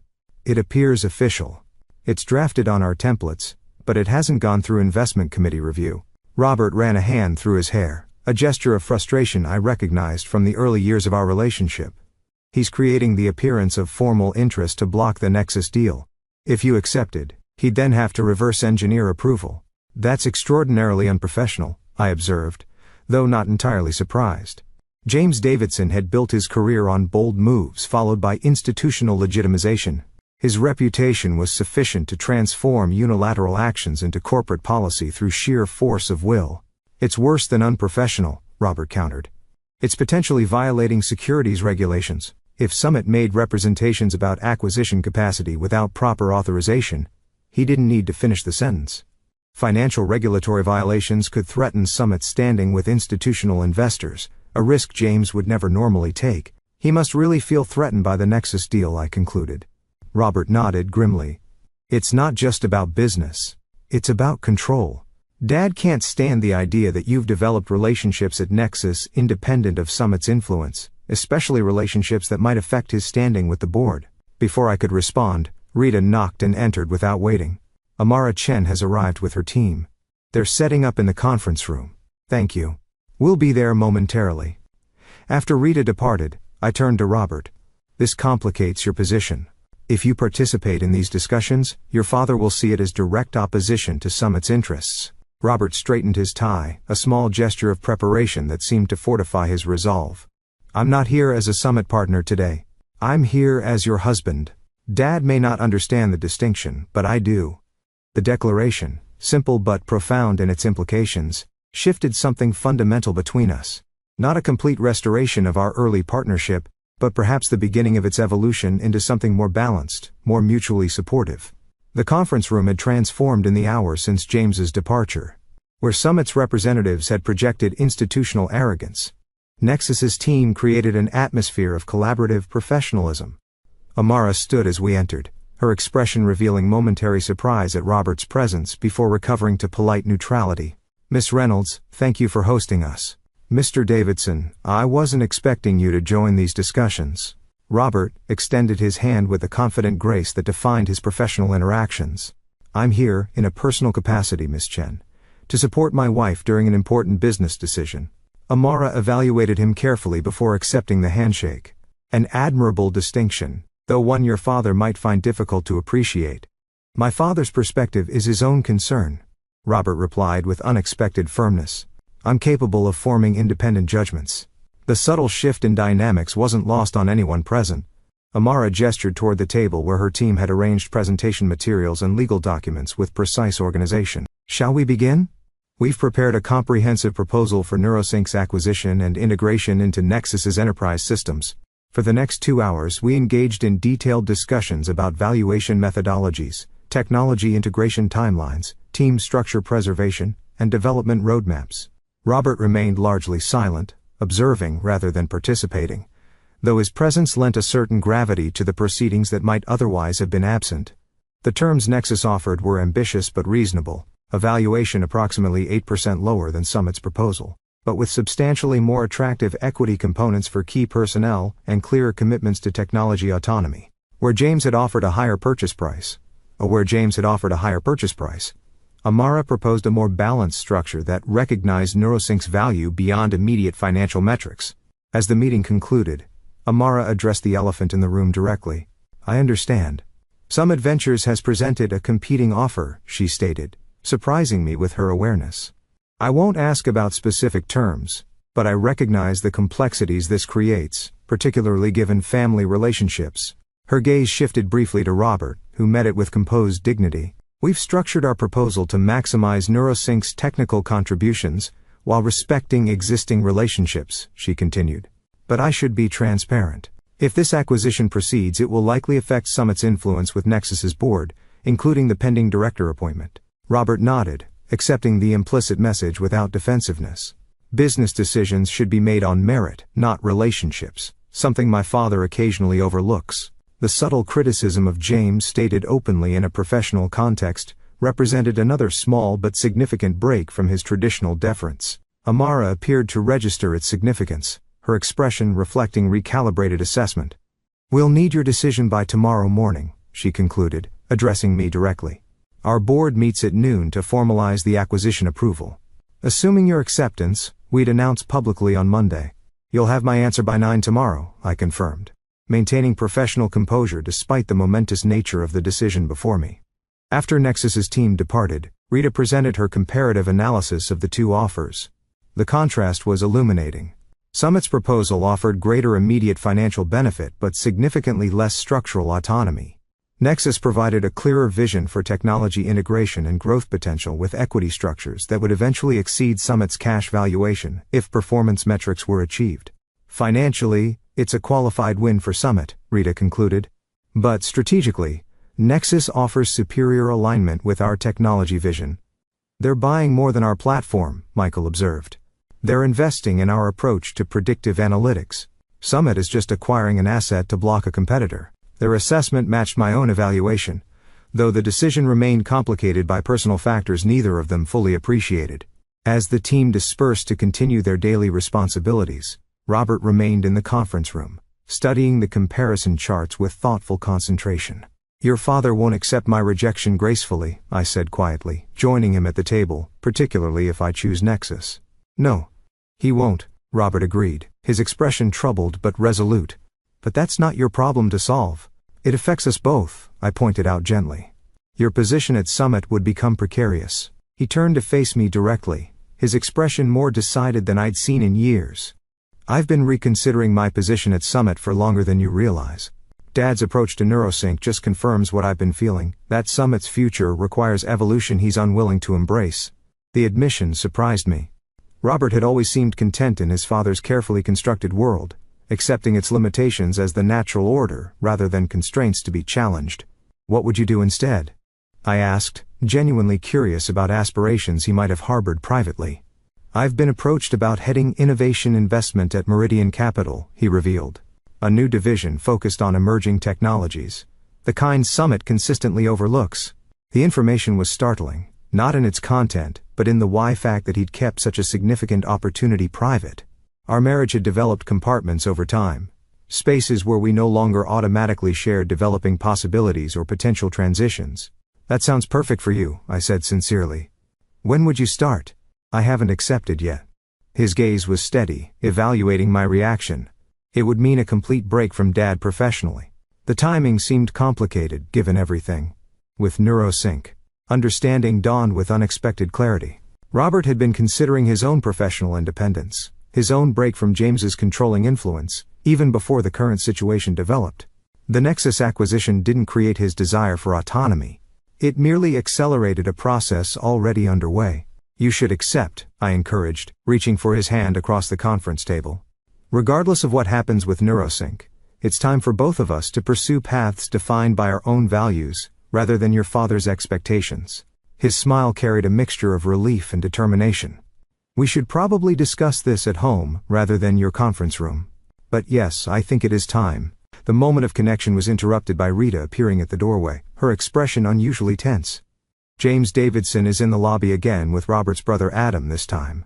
They're insisting on speaking with both of you immediately. The escalation was predictable, but still jarring. Bringing Adam, Summit's compliance officer, and James's most loyal organizational soldier, indicated a shift from persuasion to enforcement. James was preparing to apply maximum pressure, using every familial and professional lever available. Robert's expression darkened. My father's understanding of appropriate business conduct appears to be deteriorating rapidly. Should I have security restrict their access? Rita asked, obviously uncomfortable with the developing situation. I considered briefly before shaking my head. No. Let's address this directly. Show them to the conference room, please. After Rita departed, Robert turned to me with concern evident in his features. You don't have to engage with them, Liv. This is crossing every reasonable boundary. Boundaries exist to be maintained, not avoided, I replied, gathering the comparison. Documents and securing them in a folder. Your father needs to understand that intimidation won't determine NeuroSync's future. James and Adam arrived with the coordinated efficiency of experienced corporate operators. Where James projected calculated affability, Adam maintained professional detachment, the good cop bad cop dynamic they frequently deployed in difficult negotiations. Olivia. Robert. James greeted us with practiced warmth that didn't reach his eyes. Thank you for accommodating another unscheduled visit. Time sensitive. Matters continue to develop. Apparently, I acknowledged neutrally. Though I'm curious what requires Summit's managing partner and compliance officer to make personal visits to a startup you described 3 days ago as a cute little business idea. Adam flinched slightly at the direct reference, though James maintained his composed facade. Market conditions evolve rapidly, he replied smoothly. Summit's interest in NeuroSync reflects recognition of its strategic potential. Recognition that conveniently emerged only when Nexus expressed acquisition interest, I noted. Maintaining eye contact despite the subtle intimidation of having both Davidson men aligned against me. Olivia, Adam interjected with practiced reasonableness. Summit's offer represents exceptional value for NeuroSync's shareholders. The premium exceeds standard acquisition multiples by nearly 20%. I appreciate Summit's generous valuation, I replied evenly. Though I'm curious about the investment committee's authorization process, given the expedited timeline. The pointed reference to proper procedures. The direct questioning of Summit's internal governance landed precisely as intended. Adam's expression tightened while James's practiced smile faltered momentarily. Expedited procedures exist for strategic opportunities, James stated, though the explanation lacked his usual authoritative certainty. Robert, who had remained silent until now, stepped forward slightly. Dad, Summit's investment committee hasn't reviewed or authorized this acquisition offer. You're acting unilaterally without proper governance approval. The direct confrontation, son challenging father on matters of professional conduct, created a palpable tension in the room. James's expression hardened as he recognized the full implication. Robert wasn't just aware of the procedural violation, but willing to name it explicitly. Internal processes can be formalized after preliminary. Agreement is reached, James countered, his tone carrying a warning edge. Standard practice for time-sensitive opportunities. Not at Summit, Robert contradicted firmly. Our compliance procedures explicitly prohibit unauthorized representations about acquisition capacity. Something Adam should be particularly concerned about given his responsibilities. Adam shifted uncomfortably, caught between fraternal loyalty and professional obligation. Robert. These discussions were intended to be exploratory. The formal committee review would follow preliminary interest confirmation. The term sheet doesn't present as exploratory, I pointed out. It contains specific valuation figures, payment structures, and a 5-hour acceptance deadline. That suggests formal authorization, not preliminary exploration. James's expression darkened as he recognized the trap closing around him. His unilateral action, designed to block Nexus through superior financial terms, had created a documented governance violation that his own son and compliance officer were now witnessing directly. Perhaps we should discuss this privately, he suggested, his gaze fixed on Robert. Family matters becoming unnecessarily complicated by business considerations. That conflation is precisely the problem, Robert replied with unexpected firmness. Summit is a professional investment firm, not a family instrument. Governance standards exist to protect institutional integrity, not personal preferences. The rebuke, measured but unmistakable, represented a fundamental shift in their relationship. Robert wasn't just disagreeing with his father's tactics. He was challenging the entire paradigm of family business entanglement that had defined Summit's operations under James's leadership. James's expression revealed brief but genuine surprise before recovering to calculated assessment. You've clearly been influenced by recent events, he observed. looking between Robert and me. Perhaps emotions are preventing objective evaluation of Summit's superior offer. On the contrary, I interjected calmly. We've conducted a thorough comparative analysis of both proposals. Summit's financial terms are indeed higher on paper, though the equity components of Nexus's offer provide potentially greater long-term value. More importantly, Robert added, Nexus's proposal includes specific commitments to technology integration and development autonomy that Summit's doesn't address. The coordinated response, wife and husband presenting unified assessment rather than divided loyalties, visibly unsettled James. His customary control of familial dynamics was eroding before his eyes, replaced by an alliance he hadn't anticipated. I see, he said finally, his tone carrying resignation beneath the professional veneer. You've made your decision then? Not yet, I corrected gently. As I mentioned earlier, we'll evaluate both offers thoroughly before responding by your deadline. Proper consideration is essential for decisions of this magnitude. The minor assertion of process, insisting on full evaluation despite his artificial timeline, was a small but significant reclamation of authority. James recognized it immediately, his expression reflecting grudging reassessment of the situation's dynamics. Of course, he conceded with practiced grace that barely concealed his frustration. Though I should mention that Summit's board meeting tomorrow includes discussion of Robert's continued partnership status. Conflicts of interest are taken quite seriously in our governance structure. The implied threat hung in the air, Robert's professional standing at Summit contingent on my decision regarding NeuroSync's acquisition. It was manipulation disguised as policy, intimidation presented as corporate governance. Fortunately, Robert replied with surprising composure, I've already decided to pursue other opportunities. Meridian Capital has offered me leadership of their technology innovation division. I was planning to submit my resignation next week, but perhaps accelerating that timeline would be appropriate given current circumstances. The revelation landed like a physical blow. James stared at his son, momentarily speechless, an unprecedented state for a man accustomed to controlling every conversation. Meridian. He finally managed, disbelief evident in his tone. Our direct competitor? You would abandon the firm I built for you? I'm pursuing a role aligned with my values and vision, Robert corrected calmly. Just as you built Summit according to yours.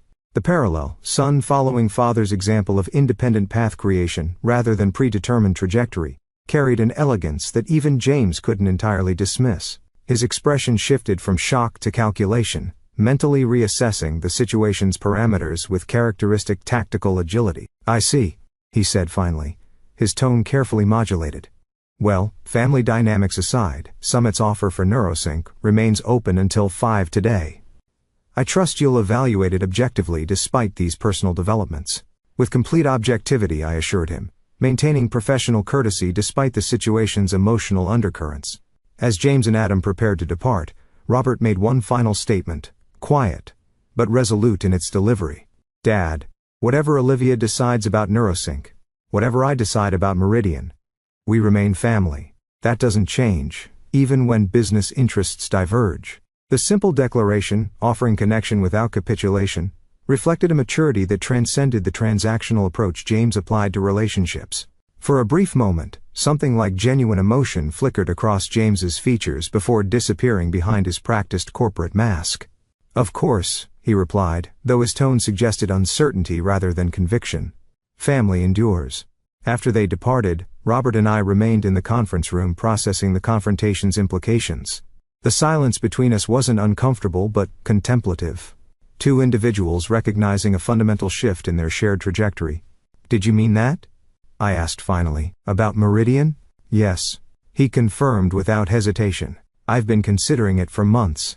Dad's approach to NeuroSync just confirmed what I already knew, that our visions for the future are fundamentally incompatible. I studied him with new appreciation, recognizing that Robert's journey toward independence had been developing parallel to my own, though less visibly. Perhaps we'd both been underestimating each other, just as James had underestimated me. So what happens next? I asked, the question encompassing professional decisions and personal recalibrations alike. Robert smiled, a genuine expression I hadn't seen often enough in recent years. You make the best decision for NeuroSync. I make the best decision for my career, and together, we figure out what comes after that. The framework was simple but profound in its implications. individual agency within collaborative partnership rather than subordination to external expectations. It represented everything I'd originally valued in our relationship before James's influence had distorted its balance. As afternoon faded toward James's arbitrary 5 deadline, Rita, Michael and I completed our comprehensive assessment of both acquisition offers. The analysis confirmed our initial impression. Summit offered superior immediate financial terms, but significantly less strategic alignment with NeuroSync's technology vision. At 4:55 p.m., I called James's direct line at Summit. He answered immediately, his tone revealing the confidence of someone accustomed to winning negotiations through superior positioning. "Olivia, I trust you've reached a decision." "I have," I confirmed, keeping my voice steady and professional. "After careful consideration of both proposals, NeuroSync has decided to proceed with Nexus's acquisition offer." The silence that followed was brief, but weighted with calculation. When James spoke again, his tone carried resignation beneath the professional veneer. "I see. May I ask what factors determined this outcome?" Summit's financial terms were objectively superior. Financial valuation was one consideration among many, I explained with deliberate neutrality. Nexus' commitment to maintaining our technology development autonomy, and their strategic integration plans, aligned more closely with NeuroSync's vision. Another calculated pause before he responded. "I understand. Though I should note that this decision will complicate Robert's position considerably. The board will have questions about family loyalty and conflicting interests." "Robert has already addressed those concerns," I replied calmly. "His resignation from Summit will be submitted tomorrow morning. Meridian Capital has offered him leadership of their Technology Innovation Division. The combined impact of these developments, NeuroSync choosing Nexus despite Summit's higher offer, Robert leaving the family firm for a direct competitor, created a fundamental recalibration of power dynamics that had remained unchallenged for decades." "I see," James said finally, his tone revealing little of his internal reaction. "Well, I suppose congratulations are in order then for both of you." The grudging acknowledgement, though minimally gracious, represented a significant shift from his previous dismissive attitude. Not full recognition of my capabilities perhaps, but at least acceptance of my agency in determining outcomes he couldn't control. "Thank you, James. I appreciate Summit's interest in NeuroSync. Under different circumstances, perhaps the outcome might have been different." "Perhaps," he acknowledged, though we both recognized the diplomatic fiction for what it was. Summit's interest had never been about NeuroSync's technology, but about blocking Amara Chen's strategy, a motivation that inherently limited the partnership's potential value. After the call ended, I informed Amara Chen of our decision. Her response was characteristically direct. "Excellent. Our legal team will finalize documentation immediately. Board approval should be straightforward given the preliminary discussions. We'll announce publicly on Monday as planned." That evening Robert and I sat on our apartment balcony, the Manhattan skyline creating a fitting backdrop for conversations about professional transformation and personal recalibration. The weight of James's expectations, the constant presence of his judgment and assessment seemed to have lifted from both of us simultaneously. "He'll adjust eventually," Robert commented, sipping his wine thoughtfully. "Dad's a pragmatist above all else. Once he recognizes his influence has diminished, he'll adopt a new approach." "Evolution through necessity," I agreed, though wondering privately whether James Davidson's capacity for adaptation extended to fundamental power dynamics he'd long taken for granted. "The real question," Robert continued, turning to face me directly, "is what happens Monday after the announcement. When you're officially part of Nexus leadership and I'm heading Meridian's innovation division, two competing firms with overlapping investment interests." The professional complication was real, though less daunting than it might have appeared weeks earlier. "We establish appropriate boundaries," I replied simply. "Maintain confidentiality where required. Recuse ourselves from decisions involving direct conflicts. And remember that our marriage exists independent of corporate affiliations." Robert smiled, the expression more relaxed than I'd seen in years. "That simple?" "Not simple," I corrected gently, "but clear, which is what we've been missing for too long."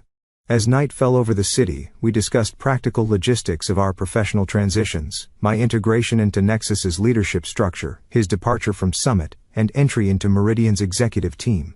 The details were complex but navigable, especially with shared commitment to maintaining appropriate boundaries between personal relationship and professional responsibilities. What remained unspoken but mutually understood was the fundamental shift in our marriage's dynamic. no longer defined by accommodation to James's expectations, we were rediscovering the equal partnership that had originally drawn us together, two capable individuals pursuing aligned but independent paths. Monday morning arrived with the coordinated precision of well-orchestrated corporate communications. At 9 a.m., Nexus issued a press release announcing the acquisition of Neurosync, highlighting the strategic integration of advanced predictive analytics into their enterprise systems. At 9:30, Meridian Capital announced Robert Davidson's appointment as Executive Director of Technology Innovation Investments, emphasizing his experience identifying emerging technological opportunities. By 10 Karst, business publications were connecting the dots, noting the husband-wife leadership positions at competing firms and speculating about the implications for Summit Ventures, where James Davidson had yet to issue any official statement regarding his son's departure. 6 months after the Nexus acquisition of Neurosync, Manhattan's business landscape had shifted in ways few industry insiders had anticipated. The integration of our predictive analytics technology into Nexus's enterprise systems had accelerated their digital transformation, driving a 28% increase in their stock price and positioning them as the emerging leader in AI-enhanced business intelligence. Robert's innovation division at Meridian Capital had already made strategic investments in 3 emerging technology startups, establishing his reputation as a forward-thinking venture leader with an eye for transformational potential rather than incremental improvements. Summit Ventures, meanwhile, had experienced its first significant leadership restructuring in 15 years. James Davidson remained managing partner, but the board had appointed an innovation strategy officer with explicit authority to identify emerging technological opportunities the firm had previously overlooked, a tacit acknowledgement that Summit's traditional investment approach required modernization. The professional transformations had been matched by personal recalibrations. Robert and I had established clear boundaries between our corporate responsibilities, maintaining appropriate confidentiality while supporting each other's professional growth. Our marriage had rediscovered its original foundation, mutual respect and genuine partnership, rather than accommodation to external expectations. James Davidson had adjusted to the new reality with characteristic strategic adaptation. Initial resistance had gradually evolved into pragmatic acceptance, then cautious engagement. Weekly family dinners had been replaced by monthly professional lunches, where conversation focused on industry trends rather than personal dynamics. A more balanced interaction that acknowledged our respective positions without presuming hierarchical authority. On a crisp October morning, as Manhattan's autumn colors framed the city in transitional beauty, I received an unexpected email from Vernon Walsh, Nexus's CFO. The board has scheduled an emergency meeting for tomorrow at 10 a.m. Your presence is requested. Significant organizational announcements forthcoming. The cryptic message carried concerning implications. Emergency board meetings typically signaled crisis, leadership changes or strategic pivots, rarely positive developments for recently acquired divisions.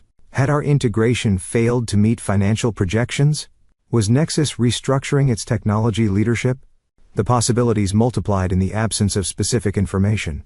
I called Amara immediately, hoping our working relationship had developed sufficient trust for candid communication. Her assistant reported she was unavailable all day, an unusual situation that heightened my concern. Is everything all right with the company?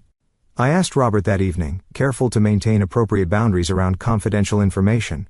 Nothing unusual on Meridian's radar, he replied thoughtfully.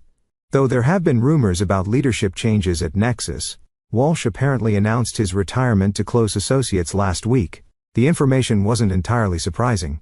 Vernon had been nearing retirement age when I joined Nexus, but the timing seemed significant given the emergency board meeting. Anything else? I pressed gently. Robert hesitated, clearly navigating the line between marital communication and professional confidentiality. There's speculation about Amara Chen's position. Some industry analysts believe she might be transitioning to a different role. The possibility sent a chill through me. Amara had been my primary advocate during the acquisition and subsequent integration. If she were leaving or being repositioned, my division's autonomy might be compromised, particularly if Walsh's successor prioritized financial metrics over technological innovation. I managed, the implications multiplying rapidly. If both Amara and Walsh were departing, Nexus's leadership structure would undergo fundamental realignment. Where would that leave Neurosync's integration and my leadership position? It's just market speculation, Robert added reassuringly. Corporate transitions often generate more rumors than facts. I nodded, appreciating his attempt at comfort while recognizing the legitimate concern beneath it. Leadership changes frequently triggered reorganizations, and recently acquired divisions were particularly vulnerable during such transitions. Sleep proved elusive that night as I mentally prepared for various scenarios. If Nexus was restructuring, I needed to defend NeuroSync's integration progress and my team's contributions. The predictive analytics platform had already demonstrated substantial value. But organizational politics often overrode objective performance metrics during leadership transitions. Morning arrived with Manhattan's characteristic energy, the city already pulsing with ambition and determination as I arrived at Nexus headquarters. The executive floor displayed unusual activity, board members arriving early, senior leaders gathered in small intense conversations that ceased when I approached. Amara Chen intercepted me near the boardroom entrance, her expression revealing nothing of the situation's nature. "Olivia, thank you for coming early. I'd like to speak with you privately before the meeting begins." She led me to her office, an understated space that reflected her preference for functional elegance over ostentatious display. Unlike many executives who used office design to reinforce hierarchical position, Amara had created an environment that emphasized collaborative engagement rather than power demonstration. "You're wondering about the emergency meeting," she said, without preamble once the door closed behind us. "Naturally," I acknowledged. "Emergency board sessions typically signal significant concerns or changes. In this case, both," she confirmed, studying me with characteristic directness. "Vernon Walsh announced his retirement yesterday, effective immediately. Health concerns accelerated his timeline. The information aligned with Robert's intelligence, but didn't explain the emergency designation. CFO transitions, while significant, were typically managed through standard governance procedures rather than urgent sessions." "I see," I replied carefully, "though that alone wouldn't necessitate an emergency meeting." "No," Amara agreed, a slight smile forming. "The urgency stems from the board's decision regarding his replacement and subsequent organizational realignment. The implications were clear. A new CFO would likely implement their own vision, potentially threatening the autonomy and resources allocated to recently integrated divisions like mine." "I understand," I said, maintaining professional composure despite mounting concern. "Will I have an opportunity to present our integration progress before decisions affecting NeuroSync are finalized?" Amara's expression shifted to one I couldn't immediately interpret, something between amusement and evaluation. "Actually, that's precisely why I wanted to speak with you before the meeting." She moved to her desk and retrieved a folder bearing Nexus logo. "The board has been evaluating leadership capabilities across the organization for the past 3 months, part of our standard post-acquisition integration assessment." I nodded, familiar with the process from my consulting days. What remained unclear was why this assessment required an emergency session rather than standard quarterly review. "Your division's performance has exceeded projections by substantial margins," Amara continued, opening the folder to reveal performance metrics I recognized from my monthly reports. "The predictive analytics integration has already generated efficiency improvements across multiple business units. The technology is transformational when properly implemented," I acknowledged, relieved that our contribution had been objectively recognized despite the apparent organizational turbulence. "More significantly," Amara continued, "your leadership approach has demonstrated exceptional effectiveness, cross-functional collaboration, transparent communication, strategic resource allocation, all delivered with remarkable consistency."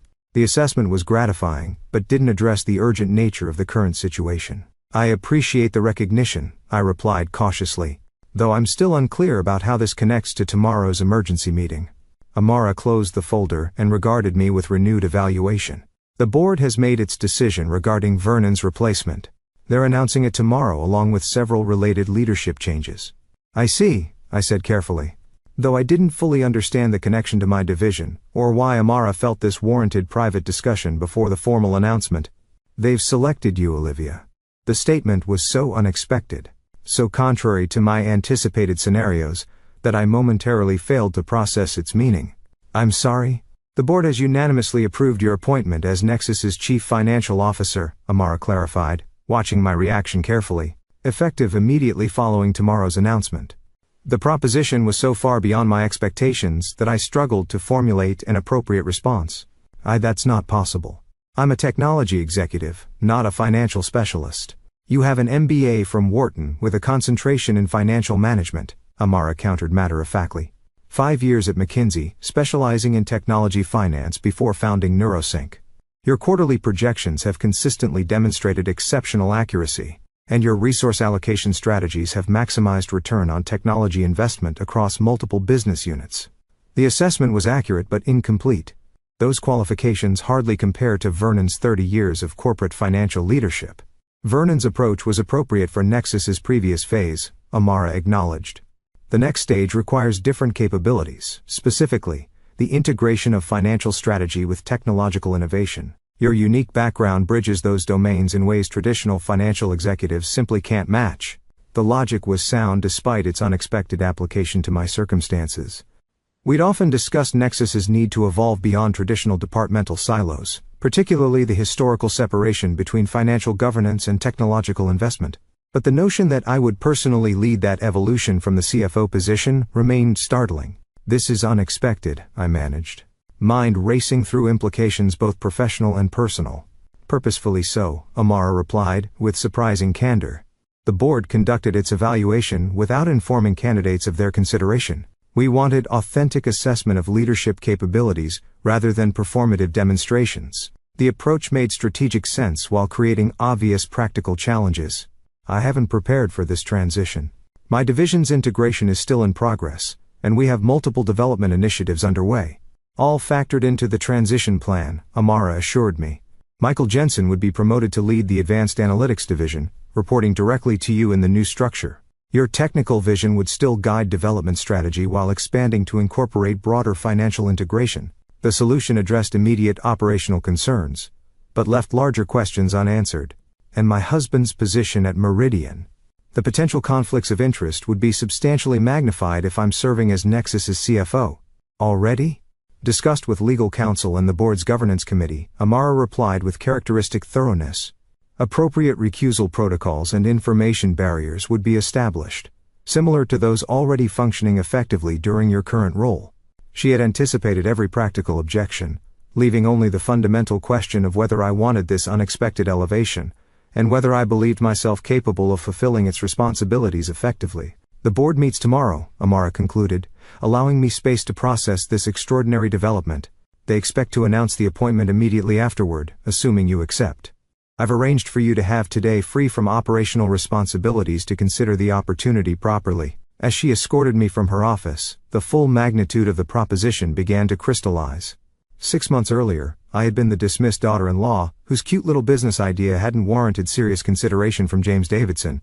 Now I was being offered one of the most influential positions at a major technology corporation, a role that would place me among the highest-ranking female executives in the industry. "One last thing," Amara added as we parted. "Your appointment was approved unanimously, including by Summit Ventures' representative on our board." The implication was clear. James Davidson, despite his historical dismissal of my capabilities, had voted to approve my appointment as Nexus's CFO. Whether from genuine recognition of my qualifications or pragmatic acceptance of inevitability remained unclear, but the outcome represented a stunning reversal of his previous assessment. Rather than returning to my office, I walked to Central Park, needing physical space to match the mental expanse this opportunity presented. The autumn colors created a fitting backdrop for contemplating transformation, leaves changing not because external circumstances demanded it, but because internal biological imperatives made evolution necessary. The CFO position represented far more than professional advancement. It symbolized the complete inversion of James Davidson's dismissive assessment from biggest mistake to unanimously approved executive leader. The journey from underestimated daughter-in-law to recognized corporate officer would be complete in the most definitive way possible. Yet the decision wasn't about James or his validation. It concerned whether this role aligned with my authentic professional aspirations, rather than merely representing victory in a conflict that had already been essentially resolved. My phone buzzed with a text from Robert. "Free for lunch. Major developments at Meridian I want to discuss."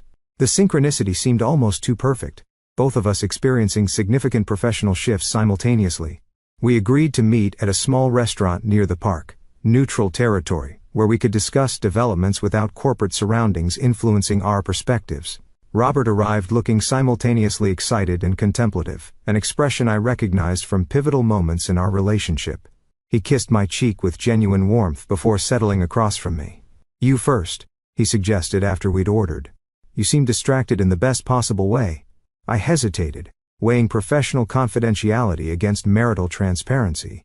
The CFO appointment wasn't public knowledge, but sharing with my husband didn't violate governance protocols if handled appropriately. Nexus has offered me a new position, I said carefully. A significant promotion that would reshape my responsibilities considerably. Robert studied me with genuine interest. Technology division leadership? You've certainly earned broader authority after the successful integration. More significant than that, I admitted. They want me to become CFO. His surprise mirrored my own initial reaction. Momentary disbelief followed by rapid recalculation. That's extraordinary. Walsh is retiring? I nodded, appreciating his immediate focus on the opportunity's substance rather than its relationship to past dynamics with his father. Effective immediately. The board votes tomorrow, but apparently, approval is unanimous. Including Summit's representative, Robert concluded, immediately understanding the implication. Dad endorsed your appointment. According to Amara Chen, yes. Robert absorbed this with thoughtful consideration. 6 months ago, he called you his biggest mistake at a charity gala. Now he's voting to make you CFO of a company where Summit holds significant investment position. He shook his head with a mixture of amazement and appreciation. That's beyond ironic. It's almost poetic. The question is whether I should accept, I replied, bringing us back to the immediate decision. It's outside my planned professional trajectory, and the conflicts with your position at Meridian would become more complex. Manageable complexity, Robert corrected gently, and perhaps perfectly aligned with your capabilities, if not your expectations. What do you mean? You've always integrated technological innovation with practical implementation, he observed. Even at Neurosync, your strength wasn't just developing advanced algorithms, but translating their potential into business value. The CFO position would amplify that capacity across Nexus's entire operation. His assessment echoed Amara's rationale while adding personal insight developed through years of partnership. It wasn't merely supportive, but analytically sound, focusing on capabilities rather than credentials. What about your news? I asked, needing time to process his perspective before reaching any conclusion about the CFO opportunity. Robert's expression brightened. Meridian's board has approved the first closing of our dedicated technology innovation fund. $300 million initial capital with potential expansion to $500 million based on early performance. That's fantastic, I acknowledged sincerely. The first fund wholly under your strategic direction, with a specific mandate to identify transformational technologies overlooked by traditional investment methodologies, he added meaningfully. Precisely the opportunities Summit consistently failed to recognize, including Neurosync in its early hour stages. The parallel to my own journey was evident. Both of us now positioned to implement visions that James had dismissed with authority and resources to prove the validity of our approaches, not through opposition, but through success on our own terms. We've both come a long way from that charity gala, I observed, the milestone suddenly clear in retrospect. Further than either of us anticipated, Robert agreed, though perhaps exactly where we needed to be. Our conversation continued through lunch, examining implications of both opportunities from professional and personal perspectives. The potential conflicts between Nexus's CFO and Meridian's Innovation Fund Director required careful consideration, but established protocols provided adequate governance frameworks to manage these complexities appropriately. By the time we parted, Robert returning to Meridian, me continuing my contemplative walk through the park, my decision had crystallized with unexpected clarity. The CFO position represented not just professional advancement, but perfect alignment. Between my capabilities and organizational needs, the rare opportunity to implement vision at scale with authority matched to responsibility. That evening, I called Amara to communicate my decision. I'll accept the appointment, I informed her, conviction replacing earlier uncertainty. Though I'd like to discuss transition planning for the analytics division to ensure continuity during leadership changes already outlined, she assured me. Michael's promotion announcement will accompany yours with appropriate transfer protocols established for ongoing projects. Her efficiency was unsurprising, but still impressive. And the board announcement? How will this be communicated internally and externally? Press release immediately following the board vote, internal announcement simultaneously to prevent information asymmetry. Executive transition effective immediately, with public markets briefing scheduled for Monday morning. The comprehensive planning reflected Nexus's operational discipline while creating a rapid timeline that left little opportunity for disruptive speculation. By this time tomorrow, I would be officially installed as Chief Financial Officer, a transformation from dismissed daughter-in-law to executive leader completed in just 6 months. One last question, I ventured, curiosity overcoming professional restraint. Why did Summit's representatives support my appointment? Given James Davidson's historical assessment of my capabilities, his endorsement seems inconsistent. Amara's slight hesitation suggested she was considering how much to reveal about board deliberations. James Davidson wasn't Summit's voting representative for this decision, she clarified finally. Robert's brother Adam attended as alternate, citing potential conflict of interest given family relationships. The information was technically accurate but incomplete. James could have influenced Summit's vote regardless of who physically attended the meeting. His willingness to recuse himself, to delegate this decision rather than controlling it, represented its own form of evolution. I see, I acknowledged, accepting the partial explanation while recognizing the likely complexity beneath it. Thank you for the clarification. The board convenes at 10 tomorrow, Amara concluded. Your presence isn't required during the vote, but you should be available immediately afterward for the formal announcement. After we disconnected, I sent a brief message to Robert confirming my decision. His response came immediately. Congratulations, CFO Reynolds. Nexus couldn't have made a better choice. The support was heartfelt yet professionally appropriate. The perfect balance we'd struggled to maintain when Summit's influence had distorted our relationship's natural equilibrium. Now, with both of us established in leadership positions, aligned with our authentic capabilities, that balance had been largely restored. The following morning arrived with Manhattan's characteristic energy. The city already vibrant with possibility. As I prepared for this pivotal day, I dressed with deliberate care. A structured gray suit projecting authority without ostentation, minimal jewelry emphasizing competence rather than status. Hair arranged for functionality rather than display. The mirror reflected someone I recognized fully. Not the accommodating daughter-in-law or even the ambitious division leader, but the integrated professional whose capabilities had finally found appropriate recognition and application. Nexus headquarters hummed with unusual energy when I arrived. Board members converged in the executive conference room while senior leaders gathered in smaller clusters throughout the executive floor, speculation evident in their expressions and body language. I maintained professional composure as I moved through this charged atmosphere, acknowledging colleagues with appropriate cordiality, while preserving the confidentiality Amara had emphasized. Until the board announced its decision formally, my prospective appointment remained privileged information. At precisely 10:30, my assistant appeared with unusual formality. Miss Reynolds, your presence is requested in the main boardroom immediately. The meeting had concluded earlier than anticipated. Either extraordinary efficiency or unexpected complications. I followed her through the executive corridor, maintaining outward calm despite internal uncertainty. Had something changed in the final deliberations?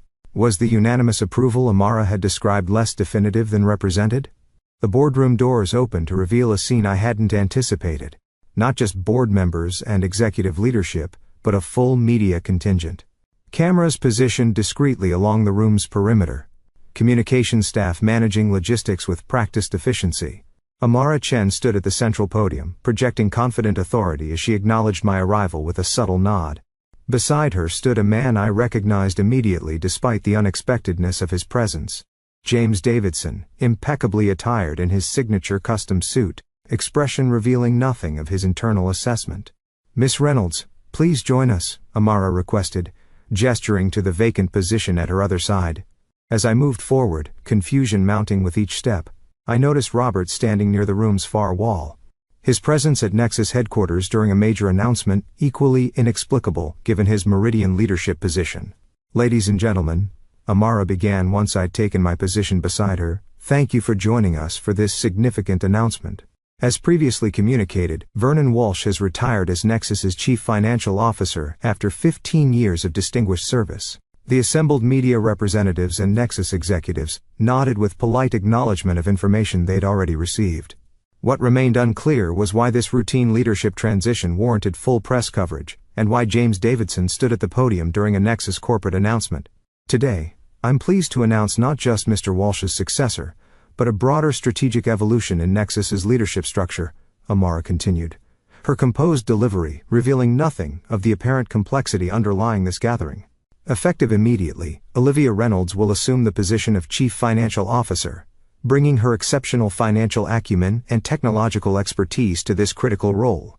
The announcement, though anticipated in private, carried different weight in this formal public context. Camera shutters clicked rapidly as media representatives captured the moment for business publications and technology industry coverage. Simultaneously, Amara continued, surprising me with this unmentioned addition. Nexus is announcing a strategic partnership with Meridian Capital's Technology Innovation Fund, creating unprecedented integration between financial resources and technological innovation. She gestured toward Robert, whose presence suddenly made contextual sense. Robert Davidson, Executive Director of Meridian's Technology Innovation Division, will lead this collaborative initiative while maintaining appropriate governance protocols regarding his relationship with Ms. Reynolds. The dual announcement, my CFO appointment, and the Meridian strategic partnership represented a coordinated approach I hadn't anticipated. Amara had mentioned only my promotion during our private conversation, not the broader strategic alignment with Robert's investment fund.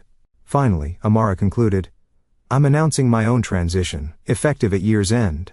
After 5 years as Nexus's Chief Executive Officer, I'll be assuming the chairperson position, focusing on strategic direction while transitioning operational leadership to my successor. This revelation explained the emergency board meeting's timing, not just Walsh's replacement, but comprehensive leadership restructuring across multiple positions.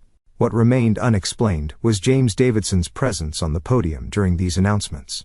To introduce that successor, Amara continued, I'll now turn the podium over to Summit Ventures Managing Partner James Davidson, whose firm has been instrumental in Nexus's strategic evolution. As James stepped forward, his expression remained professionally composed, despite the extraordinary circumstances. Here was the man who had dismissed me as his biggest mistake at a charity gala 6 months earlier, now participating in the public announcement of my C-suite appointment. Thank you, Ms. Chen, he began with practiced public speaking cadence. Summit Ventures has maintained strategic investment in Nexus Technologies for over a decade, recognizing its potential for industry leadership through innovation and operational excellence. The standard corporate language revealed nothing of the personal dynamics underlying this remarkable configuration. Daughter-in-law, son and father-in-law now occupying pivotal positions in an interconnected corporate ecosystem. Today's leadership announcements represent not just continuity, but evolution. Recognition that technological transformation requires integrated leadership across traditional organizational boundaries. Ms. Reynolds' appointment as CFO exemplifies this approach, bringing financial discipline and technological vision to a position traditionally defined more narrowly. The assessment, delivered with apparent sincerity despite our complicated history, represented significant evolution in James's public positioning. No longer dismissing my capabilities but formally acknowledging them in a corporate announcement covered by business media. Similarly, the strategic partnership with Meridian's Technology Innovation Fund, under Robert Davidson's leadership, creates unprecedented opportunity for identifying and implementing transformational technologies overlooked by traditional investment methodologies. The acknowledgement of Robert's distinctive approach, implicitly contrasting it with Summit's more conservative methodology, suggested evolution in James's assessment of his son's professional judgment as well. These leadership transitions position Nexus for its next phase of growth and innovation, James continued, approaching the announcement's apparent conclusion. Summit Ventures is pleased to endorse this strategic evolution, and the executives selected to implement it. He paused briefly, then added the statement that transformed professional courtesy into personal acknowledgement. On a personal note, I'd like to recognize both Olivia Reynolds and Robert Davidson for their exceptional contributions to their respective organizations. Their leadership approaches, while different from traditional methodologies, have demonstrated remarkable effectiveness in recognizing and implementing innovative opportunities. The declaration, though carefully phrased in professional language, represented public acknowledgement of perspectives he had previously dismissed as naive or impractical. Not complete vindication, perhaps, but significant evolution from his earlier position. Finally, James concluded, I'm pleased to announce Summit's unanimous endorsement of Nexus's new Chief Executive Officer, who will assume operational leadership when Ms. Chen transitions to chairperson at year's end. He turned slightly, gesturing toward an executive I recognized as Nexus' current Chief Operating Officer. A logical succession candidate given his operational expertise and institutional knowledge. The formal announcements complete, media representatives directed questions primarily to Amara regarding transition timelines and strategic implications. James fielded inquiries about Summit's investment perspective, while Robert addressed the Meridian partnership's potential impact on technology acquisition strategies. I responded to questions about financial integration and technological investment prioritization, maintaining professional composure despite the extraordinary circumstances surrounding this pivotal career moment. As the press conference concluded and attendees dispersed toward the reception area for informal discussions, James approached me with uncharacteristic uncertainty in his typically confident demeanor. "Congratulations, Olivia," he offered, extending his hand with formal correctness. "The board's selection was unanimous and well-deserved." "Thank you," I replied, accepting the handshake with appropriate professionalism, though I admit this coordinated announcement was unexpected. A slight smile, perhaps the most genuine expression I'd witnessed from him in our entire relationship. "Strategic timing maximizes impact. Something you've demonstrated considerable skill in recognizing." The acknowledgement, though subtle, represented significant evolution from his dismissive assessment 6 months earlier. Not emotional reconciliation, but professional recognition. The form of validation he was capable of offering authentically. "The Meridian Partnership was Robert's initiative," he added, glancing toward where his son was engaged in discussion with several technology journalists. "His approach to integration between financial resources and technological innovation is unconventional, but potentially transformative. Like someone else's approach to predictive analytics," I suggested, the parallel unmistakable though tactfully framed. James nodded, accepting the comparison with remarkably little resistance. "Perhaps I've been overly committed to established methodologies in certain contexts," he acknowledged, the closest he would likely come to admitting error in judgment. "Results ultimately matter more than methods." The concession, though limited, represented meaningful evolution. Recognition that different approaches might prove valid despite diverging from his preferred methodologies. Not complete transformation, but incremental adaptation. The form of growth most consistent with his fundamental personality. "Indeed they do," I agreed, accepting the partial acknowledgement for what it represented, not capitulation but recalibration. The beginning of a more balanced professional relationship based on mutual recognition rather than hierarchical positioning. As James moved away to engage with board members, Robert approached with quiet pride evident in his expression. "CFO Reynolds," he greeted me. Professional formality masking personal connection in this public context. Quite the coordinated announcement. Apparently orchestrated without either of us knowing the full scope, I observed. "Your father's participation was particularly unexpected. Dad appreciates strategic positioning above all else," Robert replied with knowing affection. "Having dismissed you publicly at the charity gala, he recognized the value of visibly endorsing your appointment now. Perfect narrative reversal for business media coverage." The assessment was likely accurate. James Davidson approaching even personal evolution through strategic lens rather than emotional reconciliation. Yet the outcome represented meaningful progress regardless of motivation. "The Meridian Partnership creates interesting possibilities," I commented, shifting to the professional implications of today's announcements. "Though managing potential conflicts will require careful governance protocols already outlined in the formal agreement," Robert assured me. "Appropriate information barriers and recusal procedures for investment decisions involving both organizations." The legal teams were remarkably thorough. As we conversed with professional courtesy, appropriate to the public context, I reflected on the extraordinary journey that had led to this moment. 6 months earlier, James Davidson had dismissed me as his biggest mistake, with casual condescension that reflected years of accumulated underestimation. Today, he had publicly endorsed my appointment to Nexus's executive leadership, while acknowledging the validity of approaches he had previously rejected. The transformation wasn't perfect or complete. James remained fundamentally himself, approaching even personal evolution through strategic calculation, rather than emotional reconciliation. Yet the outcome represented meaningful progress in our complex relationship, establishing professional respect where dismissal had previously dominated. More significantly, both Robert and I had established leadership positions aligned with our authentic capabilities, rather than external expectations, positions from which we could implement our distinctive approaches with appropriate authority and resources, not in opposition to James's influence, but independent of its constraining limitations. The biggest mistake had evolved into unanimous and well-deserved appointment. Not because James had suddenly developed perfect assessment, but because I had finally claimed the authority to define my own value rather than accepting others. Limited evaluation. In that evolution lay the most profound transformation of all. As the reception continued around us, business media representatives capturing images and quotes for tomorrow's coverage, I recognized the milestone for what it truly represented, not victory in conflict, but transcendence beyond its constraining parameters. The journey from underestimated daughter-in-law to recognized executive leader was complete, not because others had changed their assessment, but because I had refused to be defined by it. James Davidson had mocked my startup at a lavish dinner, dismissing years of innovation and expertise with casual condescension.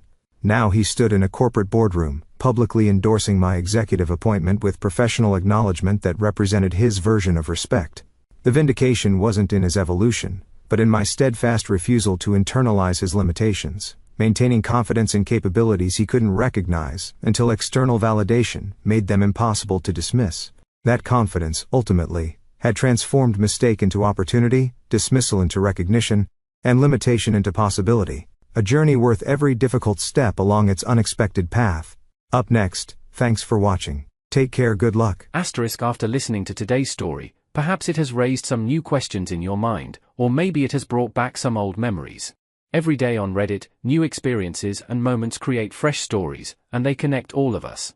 Everyone has their own unique journey in life, and we all try to understand the world in our own way. These kinds of moments remind us that we are all human, sometimes happy, sometimes sad, and always learning something new. If you enjoyed this story, feel free to share it with your friends. Your thoughts and feedback are always valuable to us, as they motivate us to create even better content. Every story has its own unique angle, and our goal is to understand everyone's perspective and make our content diverse and relatable. Stories like these help us realize that life's journey is different for everyone, and by hearing other stories, we learn something new. You can also share your own stories with us. Your experiences are valuable to us as well, and if you enjoyed this video, please leave your feedback. We aim to create content that brightens your mind and gives you new ideas every time. If you've already seen this video before, your feedback is still important. With every piece of feedback, we can improve our content and bring a new perspective to our viewers. Today, what we saw was just a small part of the many stories shared on Reddit and across the world. It's a reminder of how we all try to understand life by sharing our experiences with each other. This video was only an example of how we try to connect with others through storytelling, learning about different sides of life. We hope to continue sharing such stories that help us all learn and grow together. Thank you for your time, and don't forget to keep an eye out for more stories coming soon. If you haven't already, please like and follow for more amazing content. Your support keeps us going, and we will strive to bring you more thought-provoking and heartwarming stories. Until next time, take care and stay curious. **